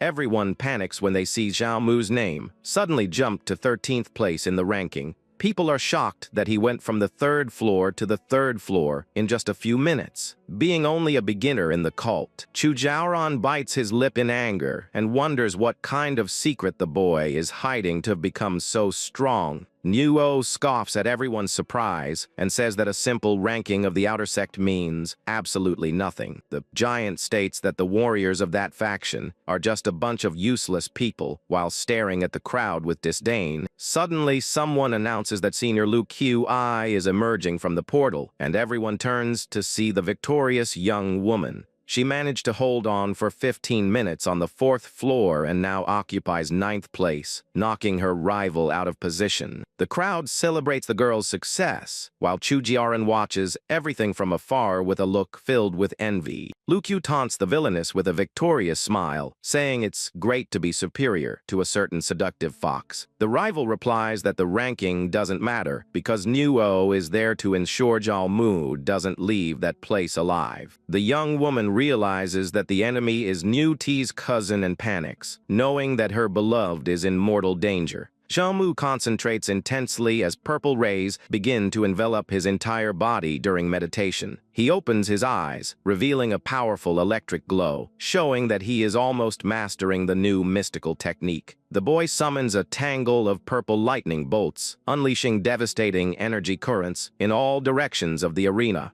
The force of the blow is so great that the surrounding rocks are completely shattered by the power of the thunder. He reflects on the difficulty of lightning arts and expresses gratitude for his high level of understanding that allowed him to learn the basics. The hero realizes that the attack's range is immense and will be perfect for dealing with multiple enemies at once. After resting a bit, the young man gets up feeling refreshed and ready to continue his journey in the tower. He climbs the stairs towards the 4th floor doorway, wondering what kind of danger awaits him up there. A shadowy creature with sharp teeth and dripping saliva emerges from the darkness, growling menacingly. A giant leopard with mystical flames on its head appears atop the rocks, observing its prey with icy eyes. Zhao Mu feels an overwhelming spiritual pressure coming from just one monster and realizes that the fight will be difficult. Determined to give his best, he envelopes his hands in fire and prepares for the swift attack of the ferocious beast. The monster moves too fast and lands a violent blow to the boy's chest, causing blood to gush out. Even wounded, the young man tries to fight back and unleashes his palm of burning flames, attempting to strike the agile enemy. A massive burst of fire rips across the arena, but the creature manages to escape the impact with irritating ease. The boy becomes frustrated when he notices that his opponent's speed is superior to his frontal flame attacks. He then strikes the ground, releasing an electric discharge to paralyze the soil and trap the monster in place. Zhao Mu manages to catch his opponent in mid-air and smiles, knowing he has finally found an opening in the fight. The hero concentrates all his strength on a single point and prepares his most powerful blow to end the contest. Surprisingly, the beast changes direction mid-air and escapes the attack, leaving the young man in shock. Zhao Mu reveals that it was a trap and uses his lightning bolts at point-blank range to strike the monster. The impact throws the creature away, but the excessive exertion begins to take a heavy toll on the boy's body. Suddenly, the hero coughs up a lot of blood and feels an unbearable pain take over his entire wounded being. He falls to his knees, completely exhausted, as he watches the enemy slowly recover for the final attack. The young man believes he has reached his limit, but accepts defeat with a sarcastic smile on his bloodied face. Suddenly, the system notifies that he offered himself as bait and activates a 10,000 times return for his sacrifice. An intense golden light envelops the boy's arm, initiating an absolutely terrifying bodily transformation. He rises fully healed and surrounded by a divine aura that causes the entire structure of the tower to tremble violently. The system proudly announces that the young man has just obtained the legendary and supreme bloodline of the human emperor. Xiao Mu is perplexed to realize that he gained such an ancient and powerful ability through his risky method of donation. He sees visions of a distant past where powerful races fought for world domination over immense dragons. The images show colossal beasts like multi-tailed foxes spreading cows across ancestral lands. Humanity was on the brink of extinction, cruelly hunted by gigantic monsters in a sea of flames. It was at this critical moment that legendary heroes emerged from among the people to confront the tyranny of the demonic races. These specialists pushed their bodies to the limit and achieved impossible victories to protect the human race. Inspired by the vision, the young man vows that one day he will be strong enough to eradicate all invaders from the world. He unleashes an overwhelming column of red energy that illuminates the entire floor with a blinding glow. The monster recoils in terror upon seeing the enormous hole left in the ground by the mere awakening of the boy. With a superior look, the hero asks if the little beast still has the courage to continue playing with him. The leopard roars furiously, trying to regain its dignity before launching into one last desperate attack. The beast leaps with all its might, but Zhao Mu remains motionless, merely observing the enemy's movements. The boy smiles, realizing that his opponent's movements now seem to be in slow motion to his new eyes. He elegantly dodges and prepares a precise counterattack as golden energy flows through his hands. The young man extends his fingers, concentrating an absurd amount of pressure capable of piercing any physical or magical defense. With a swift and fatal blow, he pierces the monstrous beast's body, ending the combat once and for all. Zhao Mu sighs in relief amidst the smoke, victorious after overcoming the most difficult challenge of his life so far. The portal offers 3 new prizes, and the hero calmly analyzes the pill, the spear, and the mystical technique. He decides to choose the pill randomly, thinking of donating it to someone and guaranteeing another return from the system. The boy walks towards the exit, imagining how the other disciples must be reacting to his progress in the tower. Outside, the crowd goes into a frenzy upon noticing that Zhao Mu's ranking has drastically changed again. The notice board reveals that Zhao Mu has achieved first place in the outer sect ranking, surpassing all geniuses. Lu Qiu celebrates her beloved's achievement while Chu Jiaoren watches the scene, unable to believe what her eyes are seeing. Furious, the giant Nuo decides that he will use all his brute strength to obliterate the boy as soon as he leaves the tower. Still within the test area, Zhao Mu encounters a new scenario enveloped in a dense and mysterious purple energy. The hero is surprised to be surrounded by 5 mid-level core formation demons, finding the challenge overwhelming. Realizing he has reached his current limit, the young man raises his hands and decides to end his participation in the tower challenge. A massive blow hits the boy, symbolizing the end of his journey on that floor as he begins to be transported. Zhao Mu keeps a smile on his face, knowing that he has fulfilled his objective and that he will soon return much more powerful. One of the monsters unleashes a final attack with its spear, but the hero's body is already beginning to dissipate in the mystical light. The young man lets out a confident laugh, promising that he will return to challenge them again as soon as he regains more vitality. He faces the portal with determination, assuring himself that it won't be long before he conquers the absolute top. An explosion of golden flames erupts in the courtyard, announcing to the entire crowd that Zhao Mu has finally passed the test. The boy walks triumphantly through the fire and mockingly asks if all those people came just to greet him. Suddenly, the ground explodes in front of the young man as Nuo lands violently, blocking his path in the courtyard. The brute roars, saying that he has waited a long time for this moment, and that now the brat has nowhere left to run. Unexpectedly, both Lu Qi and Chu Jiaran position themselves in front of the hero to protect him from the impending attack. The two warn that the enemy is an elite warrior from the inner sect and beg the boy to flee from there now. Zhao Mu finds the villain's help strange, but she simply replies that she has her own secret reasons for keeping him alive. Yuo realizes the boy's immense potential and decides he needs to kill him quickly before the elders interfere. The monster advances furiously, ordering the woman to get out of the way, for no one will stop his revenge for his cousin. With a defiant look, the young man announces that the warm-up is over and prepares to test the strength of a formed core. The hero activates his human emperor bloodline and goes for a direct clash against his opponent's gigantic fist. A colossal explosion of golden energy occurs upon impact, sending shockwaves across the entire territory. The disciples are thrown far away and wonder how anyone at the foundation level can withstand such pressure. Nuo is shocked to sense the divine aura emanating from the boy and recognizes the legendary lineage of the human emperor. Holding the massive punch with just one hand, Zhao Mu taunts, saying that in brute strength the giant is no match for him. Irritated by so many secrets, the demonic warrior decides to stop playing games and begins to unleash his true technique. A golden, cross-shaped glow appears on the monster's chest, revealing an extremely dangerous sword intent. Realizing the mortal danger, Lu Qiu screams desperately for the boy to get out of the line of fire of that devastating attack.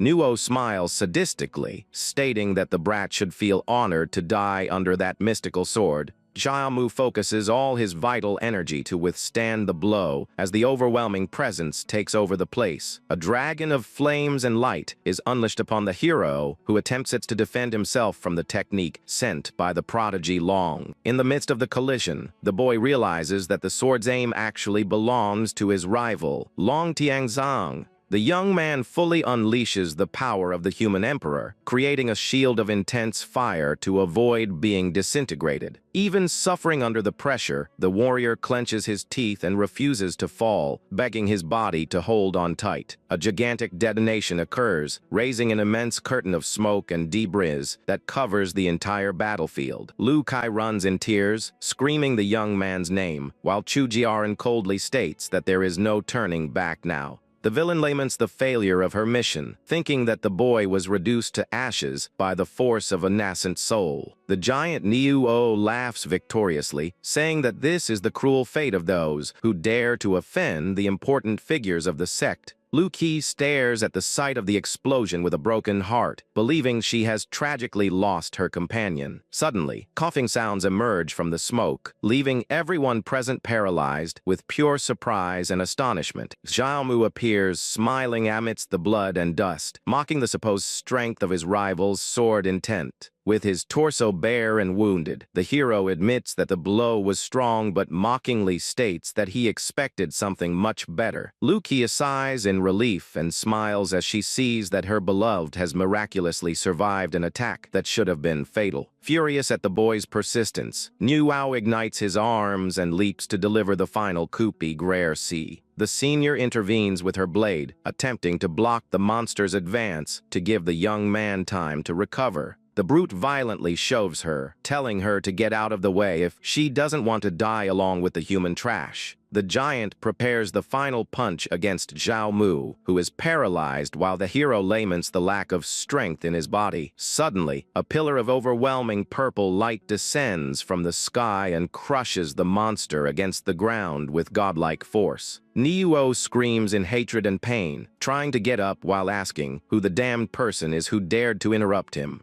Sanayan Zixuan appears floating in her purple aura and declares that she is responsible for stopping the fight. She faces the giant with authority and asks if he has any objection to her interference. Completely terrified, the warrior Nuo kneels and stammers, saying that he would never dare to challenge the girl. All the disciples present in the courtyard bow in a sign of absolute respect as the powerful leader lands. The girl confesses to Zhao Mu that she started seeing him in a different light after witnessing his amazing performance. She emphasizes that reaching the top of the outer sect with that level of cultivation is unprecedented in all of history. Unexpectedly, the saint asks if the boy would be willing to accept her as his new and powerful mistress. Suddenly, several red figures cross the sky, indicating the arrival of other important figures from the sect. 3 elders of the human race arrive, arguing amongst themselves about who will have the honor of training the sect's new genius. The disciples become curious about the old men and soon discover that they are the legendary human elders of the place.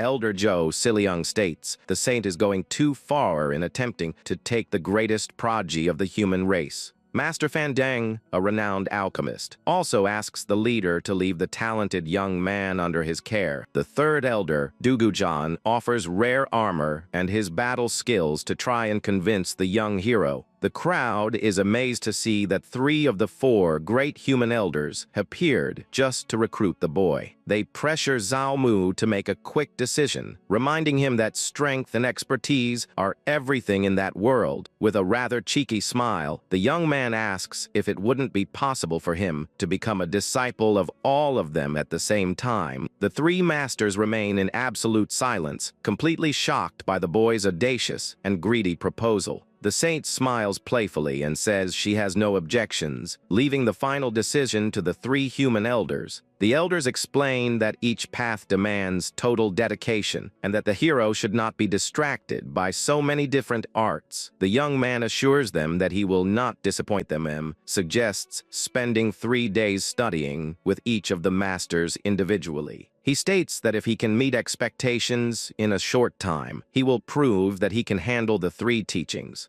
Convinced by the young man's confidence and logic, the elders accept the agreement and decide to seal the partnership right there. The saint takes Niwo away to demand explanations, while Zhao Mu deeply thanks her for the help received. The protagonist watches the girl leave and thinks to himself that, after all, she has a very kind heart. He jokingly shouts that if she needs help with farming in the future, he won't be stingy with her at all. Elder Zhou tells him to stop talking nonsense and pulls him with his long beard to begin matrix training. While being dragged away, the boy warns Senior Lu to be careful of Long Tianxiang's potential traps. Lu Qiu bids farewell, and the demon cultivator who kidnapped the hero in the past watches everything with a cold sweat on his face. The man realizes that the boy he captured has now become unreachable and fears for his own safety. He panics upon realizing that Zhao Mu has become a personal disciple and concludes that he can no longer remain in the sect. But he remembers that his family is still there and despairs when he realizes there is no easy way to escape. The subject thinks that since the dynasty from which the hero came is in danger, helping them might be a way to earn forgiveness. The man decides to seek out his father immediately to explain the situation and try to correct the mistake he made in the past. Meanwhile, the young man is taken to Pico da Matras Profunda, a place full of floating islands and abundant nature. Master Zhou guides the boy through a mystical purple barrier into his private mountain residence. The old man explains that the valley has thousands of protective matrices, making it the safest place in the entire demonic sect. Curious, the hero asks if the complex matrix of the Path of Ascension was also created by the hands of the Elder Zhou. The master humbly admits that not even with all the effort of a lifetime could he create a matrix of such a high level. He reveals that the tower was the work of the patriarch himself millennia ago, and that it is the greatest treasure of the entire institution. Impressed, the young man wonders if the legendary founder actually died or if he simply disappeared over time. The elder recounts that there are rumors about the patriarch having been imprisoned by a powerful faction after discovering a great secret. Zhao Mu feels a chill as he imagines how terrifying the organization capable of suppressing someone so powerful must be. The master says it's too early for such stories and invites him to test his aptitude with the matrices in the cave. The two walk through a tunnel that leads to a hidden underground palace protected by stone lion statues. Beautiful young woman with pink hair appears, calling for her master, and immediately attracts the young man's attention. This is Sheng Yurong, a disciple of the elder who possesses an extremely striking and voluptuous appearance. The protagonist is speechless and thinks to himself that everything about that new senior is truly gigantic. He tries to hide his gaze and feels embarrassed for almost losing his composure in the face of such beauty. The old master introduces Zhao Mu as the new junior brother as everyone gathers in the inner courtyard of the temple. The elder praises the girl's talent with the divine runes, and the boy greets her with a formal gesture of respect. Elder Zhou needs to attend to some matters and leaves Zhao Miyu in the care of the beautiful senior Sheng for training. The girl asks the boy to follow her as they walk towards the place where the lessons on matrices will begin. Sheng Yurong stands before a pedestal and prepares a mystical object that floats enveloped in orange flames. She explains that it is a disc of divine runes and instructs the young man to place it between his eyebrows. The senior guides the young man not to use his physical vision, but rather to feel the object's energy with the strength of his heart. Zhao Mu closes his eyes and begins to concentrate intensely, trying to visualize the secrets of that rare item. Suddenly, a gigantic and complex golden matrix manifests in the young man's mind, leaving him completely surprised. The girl interrupts the process, saying that's enough for today, and retrieves the mystical disc with a movement. Curious, she asks her new junior brother what exactly he was able to see during the viewing. The boy calmly replies that he saw a huge disc full of very strange and mysterious symbols floating. She asks how many symbols he counted, thinking the boy must have some talent for the master to have brought him. Zhao Mu makes a face, as if trying to remember, and admits that he ended up forgetting to count each one calmly. He guesses he saw between 1,000 and 2,000 symbols, leaving senior Sheng Yurong completely shocked and speechless. The girl is astonished because she only saw dozens the first time, and the boy asks if those were the divine runes. She explains that the divine runes are the hidden power in space that maintains the order of all things in the universe. The senior reveals that she has been studying matrix arts for 30 years and has only managed to master a little over 6,000 runes. The young man wonders if his talent is bad because he has seen so little, while the girl thinks he is showing off. She decides to drop the subject and announces that she will begin the next stage of her mystical training at that location. Sheng Yurong focuses his spiritual energy and begins to manifest a special technique before the hero's eyes. The boy asks if that's an illusion matrix, and the girl replies that he can interpret the situation that way. She explains that with her current strength, she can use the disc feat to create scenes that mimic the reality around them. Suddenly, the senior lets out a groan of pain and begins to lose her balance, demonstrating extreme and sudden fatigue. Zhao Mu acts quickly and catches the girl, holding her by the waist to prevent her from suffering a dangerous fall to the ground. She breathes with difficulty and reveals that manipulating the divine runes requires an absurd amount of spiritual power. The girl steps back a little embarrassed and says she's feeling better, asking him not to worry so much. She confesses that despite her talent with matrices, her cultivation is stuck at the peak of foundation establishment. The young woman explains that her purple mansion is damaged, and therefore her veins are unable to gather the necessary energy. The boy hears that only a rare 8th grade pill could save her, and begins to plot a clever plan right there. Zhao Mu nods cheerfully and says that perhaps he can help her obtain that highly valuable source-gathering pill. With a mischievous look, the young man asks how the beautiful senior plans to reward him if he actually keeps his promise. Desperate, she vows to do whatever it takes to get the money and obtain the item she so desperately needs. He reminds her that an 8th degree object is not something one can simply buy with gold anywhere. The young man maintains a confident smile on his face as he observes the hesitation and nervousness of his new partner. Overcome with determination, the girl blushes and declares that she is willing to sell herself to him in exchange for the pill. Without wasting any time, Zhao Mu firmly grasped the senior's hand, sealing that unusual agreement between the two cultivators.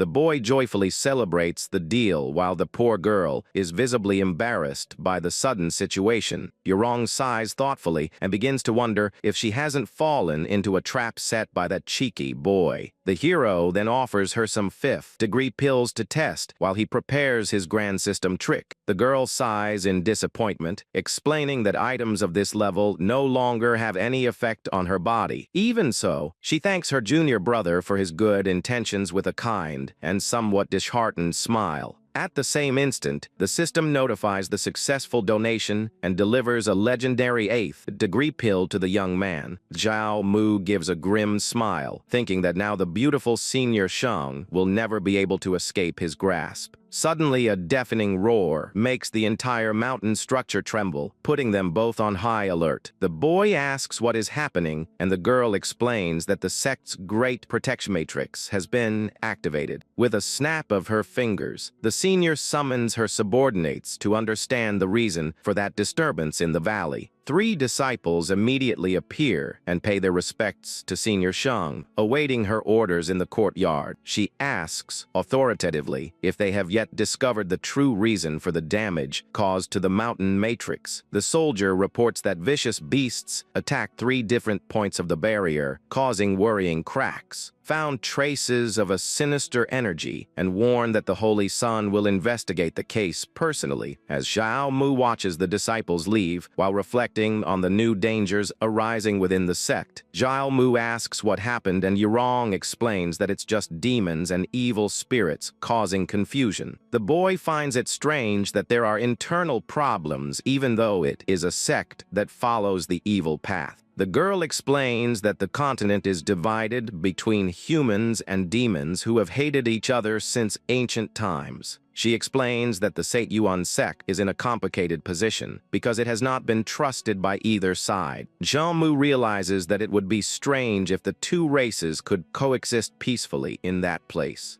Yurong says she is very exhausted and will go upstairs to rest before continuing her matrix lessons. She advises that he can walk around downstairs, but makes it very clear that going up the stairs is prohibited. The young man watches the senior woman walk away as she slowly makes her way to her private room. Zhao Mu flashes a knowing smile while holding a vial, thinking that soon she herself will be begging him to come upstairs. He decides to use his free time to rest and relax a bit before the next step in his plan. Without wasting any time, the boy takes off his clothes and enters the crystal, clear water of the hot spring he found in the valley. He relaxes in the hot bath and admires how the disciples of that sect really know how to enjoy life. The hero accesses the system to check their progress and the rewards they have accumulated up to that point. He sees that he has 7 million stones, but notes that he will need 100 million to reach the next level. The young man reflects on the threats from Long Tianxiang and knows he needs much more power to protect himself. With a determined look, he clenches his fist in the water, vowing to become strong enough to crush his rivals. Xiao Mu decides that he will begin his new phase of strengthening himself by using Senior Yurong as a starting point. He walks to the stairs and steps onto a golden matrix that shines intensely beneath his bare feet. As the boy climbs up, he encounters several sharp blades floating in the air, blocking the path to the bedrooms. The senior notices the intrusion and asks in an authoritative tone what the young man is trying to do there. With an innocent face, he says he smelled a wonderful perfume coming from above and couldn't resist his curiosity. Yurong appears in the bath and asks if he really thinks she doesn't know what his true intentions are. She warns that the protection matrices on the upper floor are so strong that even a master would struggle to enter. Xiao Mu smiles confidently and says he feels capable of going up and sitting with her for a few moments. He shows the rare pill, assuring that the senior herself will formally invite him in. Impressed, the girl jumps out of the water and uses her power to fly towards the boy, wrapped only in a towel. She lands in front of him, her eyes gleaming with interest at the mystical object the young man is carrying. Yurong immediately recognizes the valuable 8th-grade pill and is completely shocked by the discovery. She asks where he got something so rare and tries to pick up the item to examine it more closely. With a sweet look and blushing cheeks, the girl calls the boy her good junior brother to try and convince him.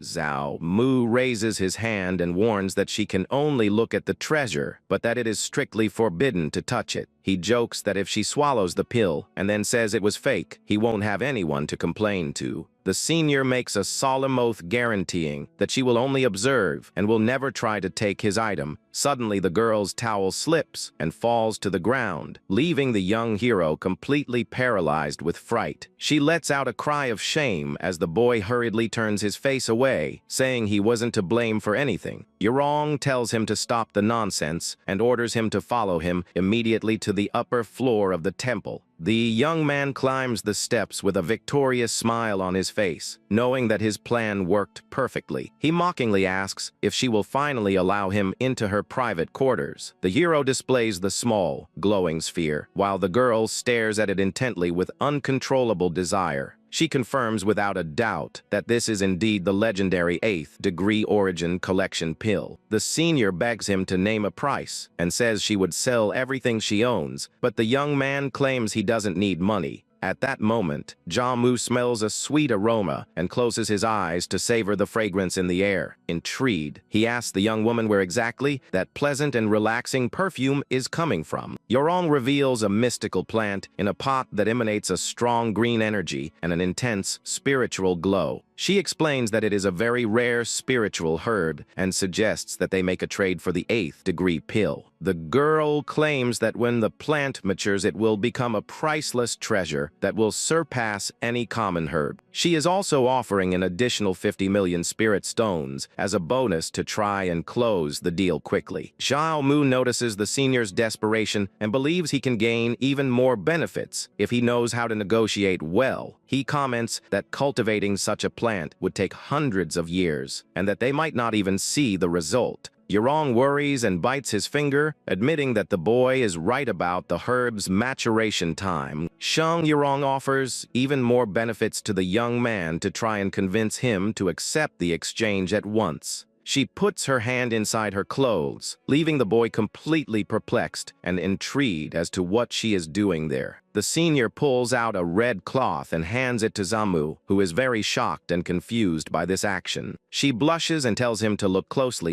so he can notice that the item is actually a precious mystical armor. A strong golden light appears, and the boy perceives the immense spiritual energy emanating from that object of defense. The girl explains that it is a 7th degree defensive artifact that she inherited from her father, and that it can save him from great dangers. Xiao Mu asks if she's sure about the gift, and she replies that she spends all her time studying and doesn't need it. The boy thanks them respectfully and begins to undress to test the armor in the inner courtyard of the mountain. Shang Yurong blushes deeply as she admires the defined physique and excellent shape of her new, strong junior brother. The protagonist notices the senior's shy reaction and maintains a confident smile on his face, knowing his own charm. She tries to hide her embarrassment while he gets dressed and prepares to continue with his plans in the cult. Zhao Mu gives a sly smile, thinking that he can still use the system to multiply the coins he earned from her. The boy returns the spirit stones, claiming he would feel embarrassed to receive so much from her without giving anything in return. At that same instant, the hero's system activates, confirming that his generous return yielded a return of 200 times. He is amazed to receive 10 billion spirit stones and rejoices that he no longer needs to worry about resources. The hero says he felt his energy stirring and asks for a room to meditate while she shows him the way upstairs. Shang Yurong watches him walk away, intrigued, and wonders if the boy is actually a monstrous genius. Xiao Mu enters the room and closes the wooden door, determined to use all the new resources to evolve his cultivation. He sits in the lotus position and commands the system to initiate the immediate refining and strengthening process. A colossal torrent of colored energy envelops the hero's body as he absorbs all the spirit stones. 3 days pass peacefully in the tranquil and isolated valley of the demonic sex protective matrices. Yurong waits anxiously at the dinner table, wondering if her new junior brother managed to succeed in training. Inside the room, the young man continues meditating deeply, surrounded by an immense sea of flames and golden energy. Suddenly, the mystical power surrounding him rises dramatically, indicating that the moment of advancement has finally arrived. He celebrates reaching the 8th foundation level and realizes that the effects of his sacred body are indeed tyrannical. Xiang Yurong senses the enormous energy surge in the room and is shocked to realize that he has managed to advance again. Master Zhou enters the room unexpectedly and casually asks how the previous night's experience was. The hero bows with great respect and greets his master, thanking him for the great learning opportunity. Zhao Mu reports that the senior taught him very well and that he can already clearly feel the vibrations of the divine rooms. The old master laughs and says he wasn't referring to training, leaving the young disciple somewhat confused about the direction things were going. He asks directly what the boy thought of Yurong and if he is somehow attracted to the beautiful young woman. The elder warns him not to be surprised and reveals that the girl's family background is extremely important. The master explains that she belongs to the powerful clan of demon bears, coming directly from the sacred forest of the sect. He says that the young woman's father is a legendary expert who wields enormous influence over the entire demon race. The old man says that marrying her would save him years of effort, but Zhao Mu replies that his only focus right now is getting strong. The young man laughs silently, thinking that with the help of his system, he would never give up the entire forest for a single tree. Suddenly, a loud voice shouts from outside demanding that old Zhou hand over the new disciple without delay. Master Zhou complains, saying that the punctual Fan Deng has already arrived in the valley to take the boy his next training session.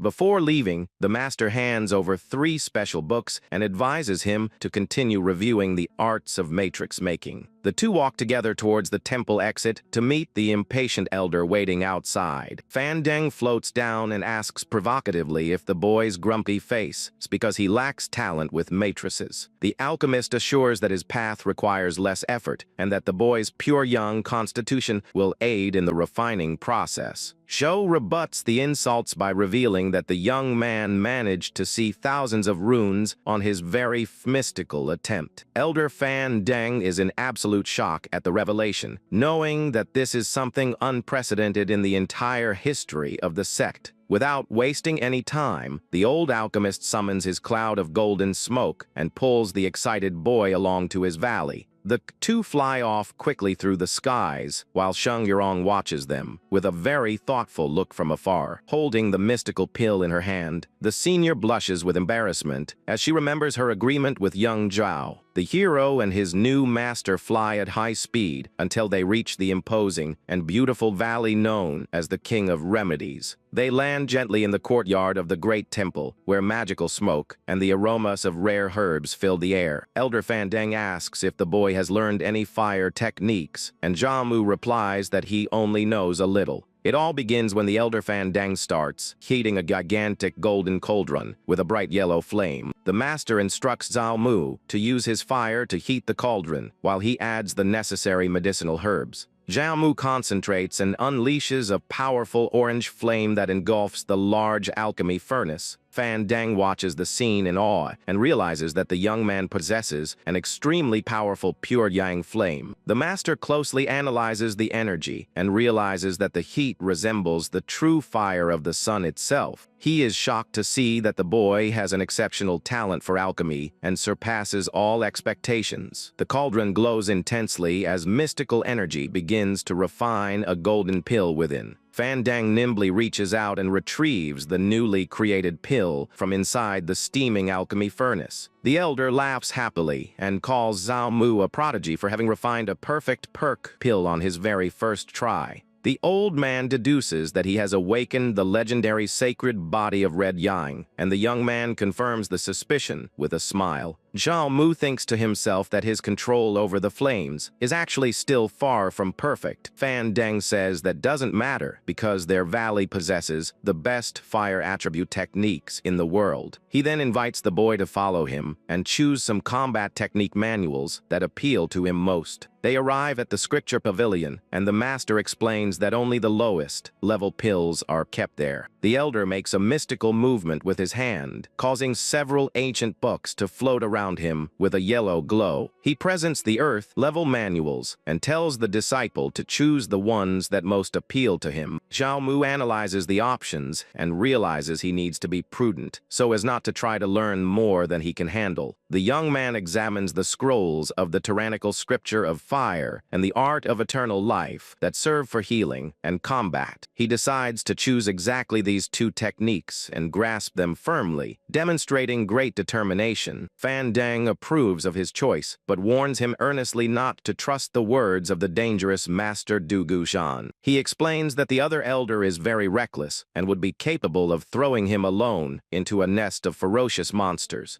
The young man thanks the master for his valuable advice, promising to keep each recommendation in his heart. Suddenly the door to the great hall opens, and a sweet female voice affectionately calls out to the master. The beautiful Tao Subai appears elegantly dressed and asks if the elder has any new orders for her to carry out. Fan Deng introduces the young woman and says that from now on she will assist Zhao Mu in his initiation into the path of alchemy. As they walk, Zhao Mu asks why she calls him senior, and the girl explains that he is a personal disciple. Tao Subai shows off his new home, assuring everyone that all the clothes and food have already been properly prepared. She says she lives nearby and offers her help for anything he needs, making the young man give a knowing smile. Zhao Mu boldly grabs her chin and asks if she would also be willing to warm his bed. He finds it amusing to see how serious she is and thinks the young woman is perfect for receiving some teasing from him. The girl blushes with embarrassment and tells him to stop with the nonsense, while a strong red aura surrounds her. She unleashes a terrifying power and warns that even as her junior, she would be able to easily crush him with just one hand. Zhao Mu recoils in fright as he feels the immense pressure from her and realizes that the senior is already in the nascent soul realm. The two continue walking towards the residence while dust and silence take over the outside patio. Tao Subai regains his calm demeanor and tells him to let him know if he needs anything else at the lodge. The boy enters his new room and is pleased to find that the place is spacious and has everything he needs. He walks to the table and picks up a blue book containing alchemy recipes to begin his studies. Zhao Mu reads carefully and realizes that even the first-grade pills have extremely complex recipes. He decides that practicing is much better than reading and resolves to use the opportunity to test his two new techniques. The young man positions himself in front of the cauldron and begins to throw in the medicinal herbs with quick and precise movements. He focuses intensely, activating the fire scripture in one hand and the art of eternal life in the other. The hero directs the green and gold flames simultaneously to initiate the refining process in the furnace. He makes a great effort to maintain absolute control over the intense heat of the two spiritual energies. Inside the cauldron, the herbs melt and blend harmoniously under the heat of the mystical flames. 3 small golden pills begin to float in the air, revealing the absolute success of the alchemy process. The boy collects the result of the refining process, which comes out of the furnace floating, enveloped in a very peculiar yellow goo. He holds the slimy fire creature with a smile, thinking that the shape is ugly, but the refinement was a success. A magical projection reveals that Master Fan Deng was observing the young man's entire refining process from afar. The old man smiles proudly, admitting that the boy possesses a genius talent for both matrices and alchemy. The master and another elder comment on Zhao Mu's combat potential and look forward to seeing him in the battle hall. Dugu John explains that humans are very talented in alchemy, but end up being outmatched by demons in physical battles. Fan Deng watches Zhao Mu's projection, hoping the boy will bring fresh air and achievements to human cultivators. 3 days pass in the beautiful valleys of the sect with the young hero focused entirely on his grueling alchemy training. Zhao Mu appears extremely breathless and sweating profusely as he tries to control the immense heat of the flames in his refinement. The young man sits exhausted atop a colossal pile of golden pills, thinking he has practiced enough for the day. He examines one of the pills and is pleased to note that he managed to create several excellent quality items at once.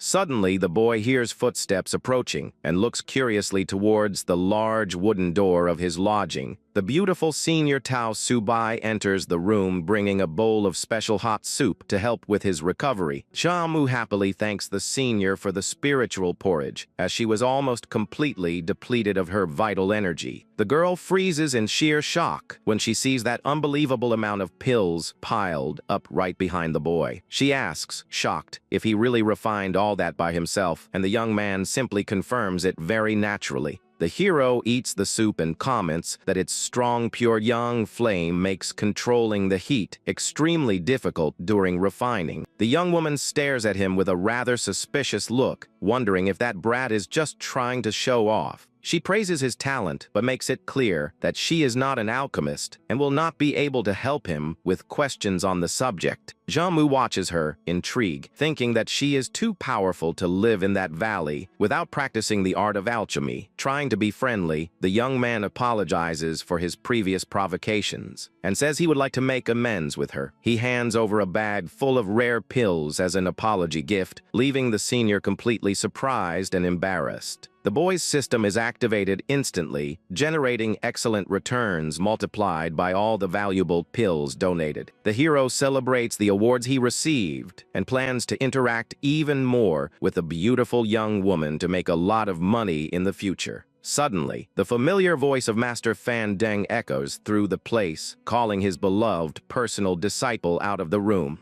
The young man greets the elder, who praises the boy's great efforts and rapid progress during the last few days of training. The master warns that the next step in training will be to go to the blood battle hall with the dreaded Dugu Shan. The boy notices that the new master has bandages on him, and the old warrior explains that he had to deal with some armored trash. The elder reveals that the demons in the nearby forest are agitated, and that is why the training outside the sect has been cancelled. Xiaomu remembers the previous warnings and realizes that the security situation surrounding the sect is indeed dangerous. Dugu Zhan orders him to follow him to the battle hall, and the young man agrees, worried about the recent attacks in the region. The boy bids farewell to the alchemist, who announces he will be going into seclusion and tells the hero to look for Tao if he needs anything. Zhao Mu flies off swiftly on his sword while the two watch the young genius depart with proud glances. The girl tells the master that he has found a rare 10,000-year-old genie, and the elder agrees, laughing smugly. The battle hall has a long history of intense fighting, existing almost since the founding of that demonic sect. The warriors of that temple always bore the great responsibility of fighting off terrible external threats. The sect has only managed to remain strong to this day because of the numerous bloody battles fought in the past. The master explains that while the barrier protects the mountain, his disciples take the initiative to attack the enemies. He proudly states that opponents are completely annihilated before they even manage to get close. The two travel seated on a giant sword, and the hero asks if acting so heroically is befitting of demons. Zhao Mu remembers being kidnapped by disciples of the sect and wonders if that place truly harbors heroes. The master admits that the sect's external reputation is terrible and that the world views them with considerable suspicion. He explains that the clans do not understand the true intentions of the founding patriarch who created the sect in the middle of the forest. The young man is lost in thought, trying to decipher what the ancestors' true plan might be in founding the sect in that location. The elder joyfully announces that they have finally arrived at their destination as the sword descends towards the great temple. From above, the hero observes the immense courtyard of the battle hall, where dozens of muscular warriors practice their blows. A disciple throws powerful punches with furious shouts, while Xiao Mu observes everyone's incredible physical dedication. The boy is impressed by the strong spiritual presence emanating from each of those warriors focused on combat. The two walk through the main hall and approach two imposing figures who await the arrival of the Grand Master. The muscular Xiao Wugi and the beautiful Xing Ziyubo respectfully, paying due homage to their powerful master. The elder introduces the two as Zamu's senior brothers, who greet them politely with a gesture of respect.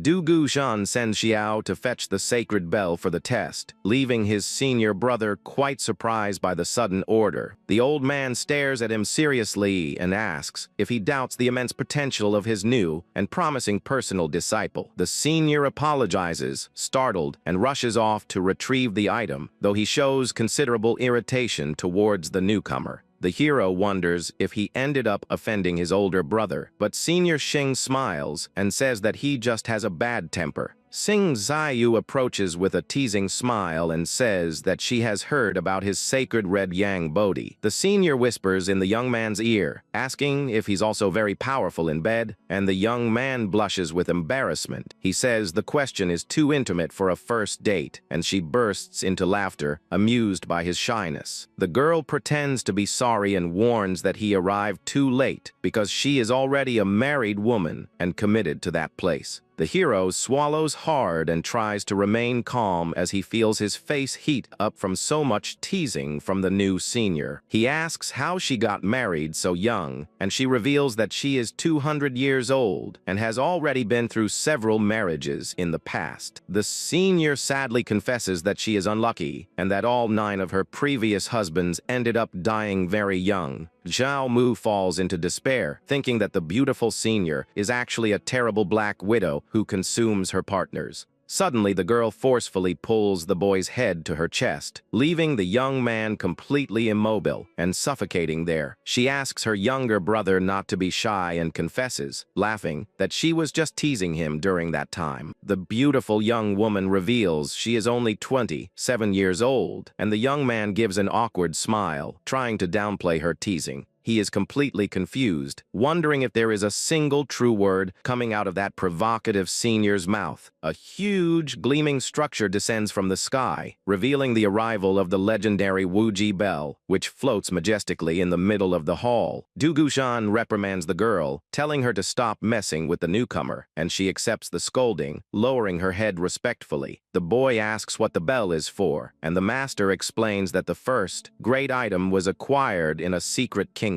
The elder explains that the legendary bell is not for combat, but is excellent for accurately measuring spiritual potential. He wants to analyze the boy's bone structure before deciding whether to teach him the art of battle of heaven and earth. The master orders him to use all his strength, and the boy floats before the immense mystical bell, concentrating his energy. Zhao Mu clenches his right fist, concentrating an absurd amount of golden flames to unleash the most powerful blow. With all his physical and spiritual strength, the boy lands a direct and devastating punch against the side of the gigantic bell. A deafening sound echoes through the temple as enormous, circular, golden shock waves spread throughout the valley. All the other disciples training in the courtyard stop what they are doing, startled by the tremendous vibration of the sacred bell. The powerful golden sound waves continue to spread, reaching even the most distant and isolated mountains of the sect. Far away, a mysterious masked and hooded figure remains completely silent in the face of that enormous disturbance. Suddenly, the figure opens its eyes, which shine intensely in a golden and reddish hue, revealing its immense hidden power.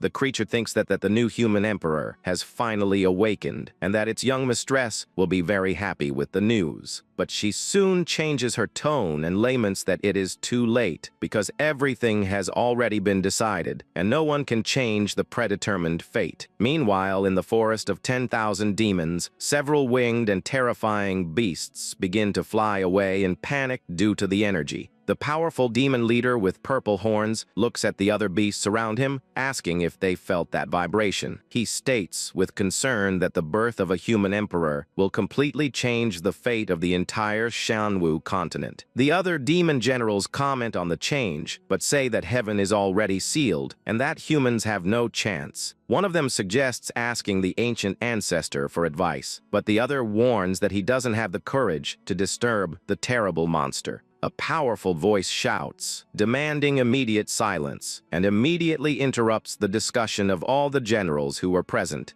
The dragon-horned leader states earnestly that the appearance of a new emperor will never be a common occurrence. He points ahead and orders them to send spies from all factions to investigate the situation on the human plains. In the Blood Temple, Zhao Mu lands gently and asks his master if the result of that test was acceptable to him. Du Guxian tries to disguise his surprise by replying that it was mediocre, while thinking in shock about the boy's monstrous talent. Xing Ziyu mocks his senior brother, reminding him that even his test wasn't as spectacular as his new junior brother's. The master decides to stop the aptitude tests and warns that from now on, he will begin teaching him the art of battle personally. The elder explains that this art of combat is not just a set of physical blows, but a warrior's state of mind. He unleashes a terrifying red flame and tells the boy to pay attention to the change in aura because he will only demonstrate it once. The master concentrates his energy and takes a breath, preparing to unleash the full destructive force of his secret technique. With a terrifying battle roar, a flaming giant of energy surges forth behind the elder, illuminating the entire sacred hall. Zhao Mu watches the process, completely fascinated and breathless, feeling the devastating power of that immense manifestation. The colossal construct of flames rises majestically above the sight, showcasing the true strength of an elite warrior. The fire giant clenches his fist violently, channeling a destructive amount of energy that makes the air vibrate with heat. With a devastating punch, an immense and brilliant pillar of light tears through the sky, parting the clouds and demonstrating legendary power. The elder catches his breath and calmly dispels the technique as the surrounding sky begins to stabilize after the explosion. The master asks if he understood the lesson and explains that the art of combat is the supreme power to reign over all things. The old warrior stares at him with a serious, fixed gaze, anxiously awaiting the boy's response. The master says it's already impressive how much he's learned, but the young man thinks he should have waited to train more. He explains that there is no rush to cultivate this technique as it is best understood through real battles. The elder hands over a blue book and says he has another special technique to rapidly increase his combat power. Zhao Mu asks if the manual is related to the sacred ancestor, and the master confirms that the art was created by him. The old master explains that the manual's potential is immense and can be compared to a celestial level technique at its limit. The master orders him to spend the next few days focused on practicing the manual, and the boy respectfully accepts the order. The elder observes him closely with an extremely serious look as the young man prepares to begin his training. The master warns the other disciples not to cause trouble for the newcomer, and they agree to his orders. Shortly after, the young man enters a silent room alone, carrying the new book to begin his cultivation. Upon opening the manual, he realizes that even with his great intelligence, mastering such a complex technique will be very difficult. He understands that art is not for direct combat, but rather to amplify spiritual strength by strengthening the meridians. The young man begins to meditate, releasing a strong yellow energy around his body while strengthening his internal channels. Determined, he decides to focus all his attention on seeing how many times he can multiply his energy flow. 3 days pass with the boy completely focused on his isolation while the sect remains in complete calm. Suddenly, he releases an overwhelming spiritual pressure that makes his hair float and the whole environment tremble. The young man creates a small flame in the palm of his hand to test the effect of his fire technique on a smaller version. Then he points his finger and fires the small sphere of flames towards the ground to test its current power. The tiny attack generates a gigantic and destructive explosion of fire that consumes the air and frightens even the boy himself. The impact is so strong that it breaks the magical protective barrier that was active to protect the walls. He is shocked to see that even with the defense activated, the attack caused an impressive trail of destruction in the room. The beautiful teacher appears floating and praises the absurd speed with which he managed to master that sacred art. Suddenly, she uses her foot to lift his chin, and the boy turns completely red and speechless in front of her. She asks if he shouldn't call her senior after passing the tests, but the embarrassed young man calls her master. The girl says she has already spoken to the elder in charge and orders the boy to accompany her out of there immediately. Several energy vines emerge from the ground and suddenly bind the young man, pulling him high into the air before he can resist. A magical, brilliant rift opens in mid-air, revealing a transport portal with a strong purplish light. The boy is thrown through the portal and lands awkwardly on a luxurious red bed in the new room. He gets up confused and looks around wondering where that beautiful woman took him this time with her powers. Then the mistress gracefully lands on the bed right next to him, displaying all her elegance and striking presence. She gets quite close to the boy and asks in a mysterious tone if he knows the real reason she accepted him. The beautiful young woman continues to stare intently at him and demands to know what he really thinks about having been chosen by her. He thinks she definitely wants his special sacred power, but finds it strange that she's asking so directly. She tells him to think very carefully about his answer, while the young man suspects she just wants to keep him under control. The boy gives a forced smile and replies that he was accepted because she saw his immense potential for cultivation.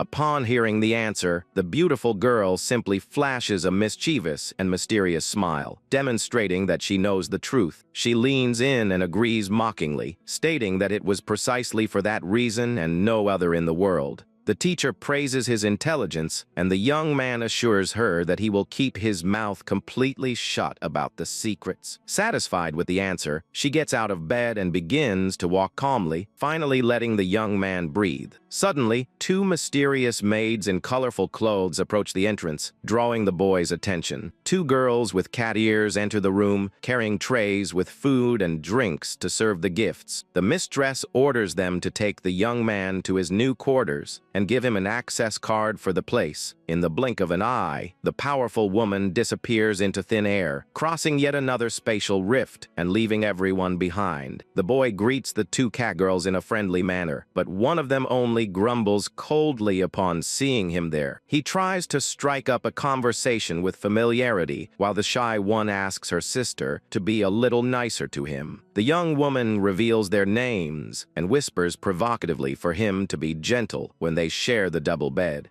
The other sister reveals that they are puppet dolls, but that they still feel physical pain, and tells him to be very careful. The boy finds the contrast between his proud older sister and his docile and delicate younger sister very interesting. He asks what they are carrying in their hands, and the young woman explains that it is the spiritual flesh and blood of a powerful sacred beast. She recounts that the feast was hunted in the forest and that, since the mistress no longer eats mortal food, everything will belong to the boy. To celebrate, the boy wastes no time and boldly slaps the butt of one of the cat girls, surprising her. The cat girl gets furious at the sudden slap, and the boy wonders if he really needs all that for his body. Yu enjoys the moment with the two sisters in bed as the atmosphere heats up between them during the night. With a dark look, the young man decides to show the girls just how powerful and frightening he can really be. The silhouettes reveal that the boy showed no mercy and completely dominated the situation, leaving both women breathless. One of the sisters complains that he should have been kinder, while young Zhao Mu seems to endure everything calmly. Seated on her throne, the mistress seems to sense what is happening and is visibly bothered by all the commotion. The two maids end up completely exhausted and passed out on the bed after failing to keep up with the young man's pace. The young man gets dressed and thinks he has already gotten the maximum benefits from them, lamenting that the system forces him to be a scoundrel. He asks about the origin of this holy son and why he is so helpful to the teacher in that place. The girl explains that this Jun Mo spends most of his time away, but always sends valuable treasures when he returns.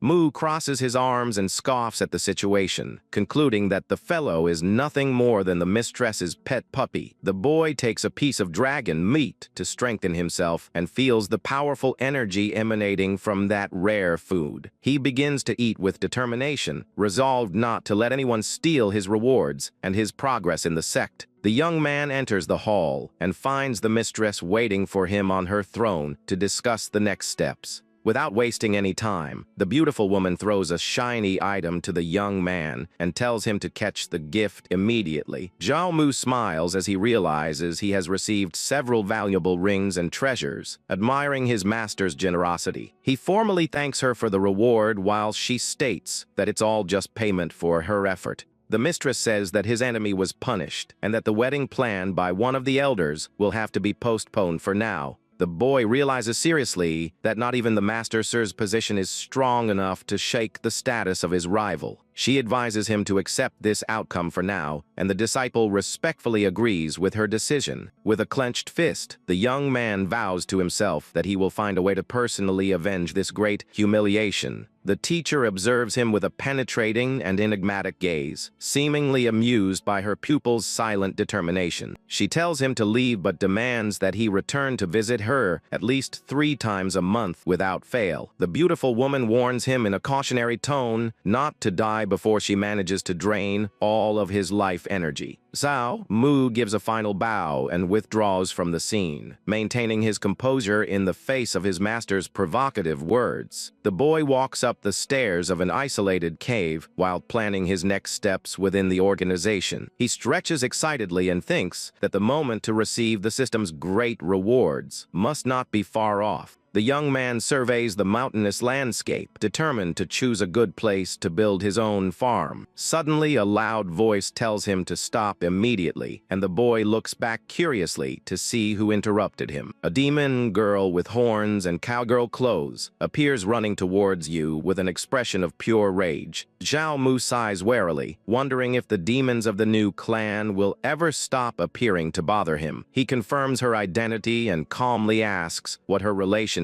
is to the prisoner Nu Ao. The girl introduces herself as Nu Yulin and reveals herself to be the younger sister of the man he helped send to prison. She screams furiously, saying she will never forgive him for locking her brother in the hall of 1,000 demons of the cult. The boy interrupts her with his hand and warns that private fights between disciples are serious crimes punishable by death. Without backing down, the young woman pulls out a challenge card and says she will face him in an official duel to clear her family's honor. She proudly displays the battle invitation, but Zhao Mu just stares at her with a completely disheartened expression. He explains that she is only an inner disciple, and therefore does not have the right to challenge a personal disciple. Hearing this, the girl begins to cry desperately and complains that he is a bully who mistreated her brother. Zhao Mu recalls that it was Nu Ao who started the provocation against him when he was still just an outer disciple. He points his finger and says that more than 1,000 people saw her brother being the aggressor and asks who the villain is now. Nu Yulin is utterly embarrassed when she realizes she acted impulsively without knowing the full truth about the fight. Completely embarrassed, the girl bows deeply and sincerely apologizes for her brother's foolishness. The boy observes the scene with a discreet smile and thinks that the little girl is very naive and easily deceived. She sadly asks what she needs to do for him to forgive his brother's actions and accept him as a superior. Zhao Mu makes a scene, saying he almost died in the attack and asks how he could accept a simple apology now. The young woman becomes desperate, feeling the weight of guilt, and begins to beg for a chance to correct her family's mistake. She assures him that she will do anything he asks, no matter what it is, as long as he accepts her request for forgiveness. The boy states that words alone are not enough and picks up a brush and parchment to record the agreement. Zhao Mu makes the girl sign something important while she bows, unaware that she has just fallen into his trap. Nu Yulin bends down to sign the scroll, while shouting with determination to seal the deal with the boy. She shows the signed contract guaranteeing that she always keeps her word, while Zhao Mu finds her easy to deceive. The young man says he needs a maid for household chores, and the girl is surprised by the request. Zhao Mu stares at her disdainfully and asks if she perhaps doesn't want to accept the new position he offered her. The young woman explains that her demon clan is very important and that being a servant would bring great shame to her family. He realizes he'll need to offer some kind of incentive, convince the girl to work for him now. The boy asks what she likes to do most while mentioning that her greatest pleasure is eating good things. Zhao Mu uses his ring and conjures up a gigantic mountain of dragon meat, leaving the girl in complete shock. Her mouth waters when she realizes that all that food is pure, high-quality, flooded dragon meat. The young man offers her that entire mountain of meat if she agrees to be his personal maid, and the girl swallows hard.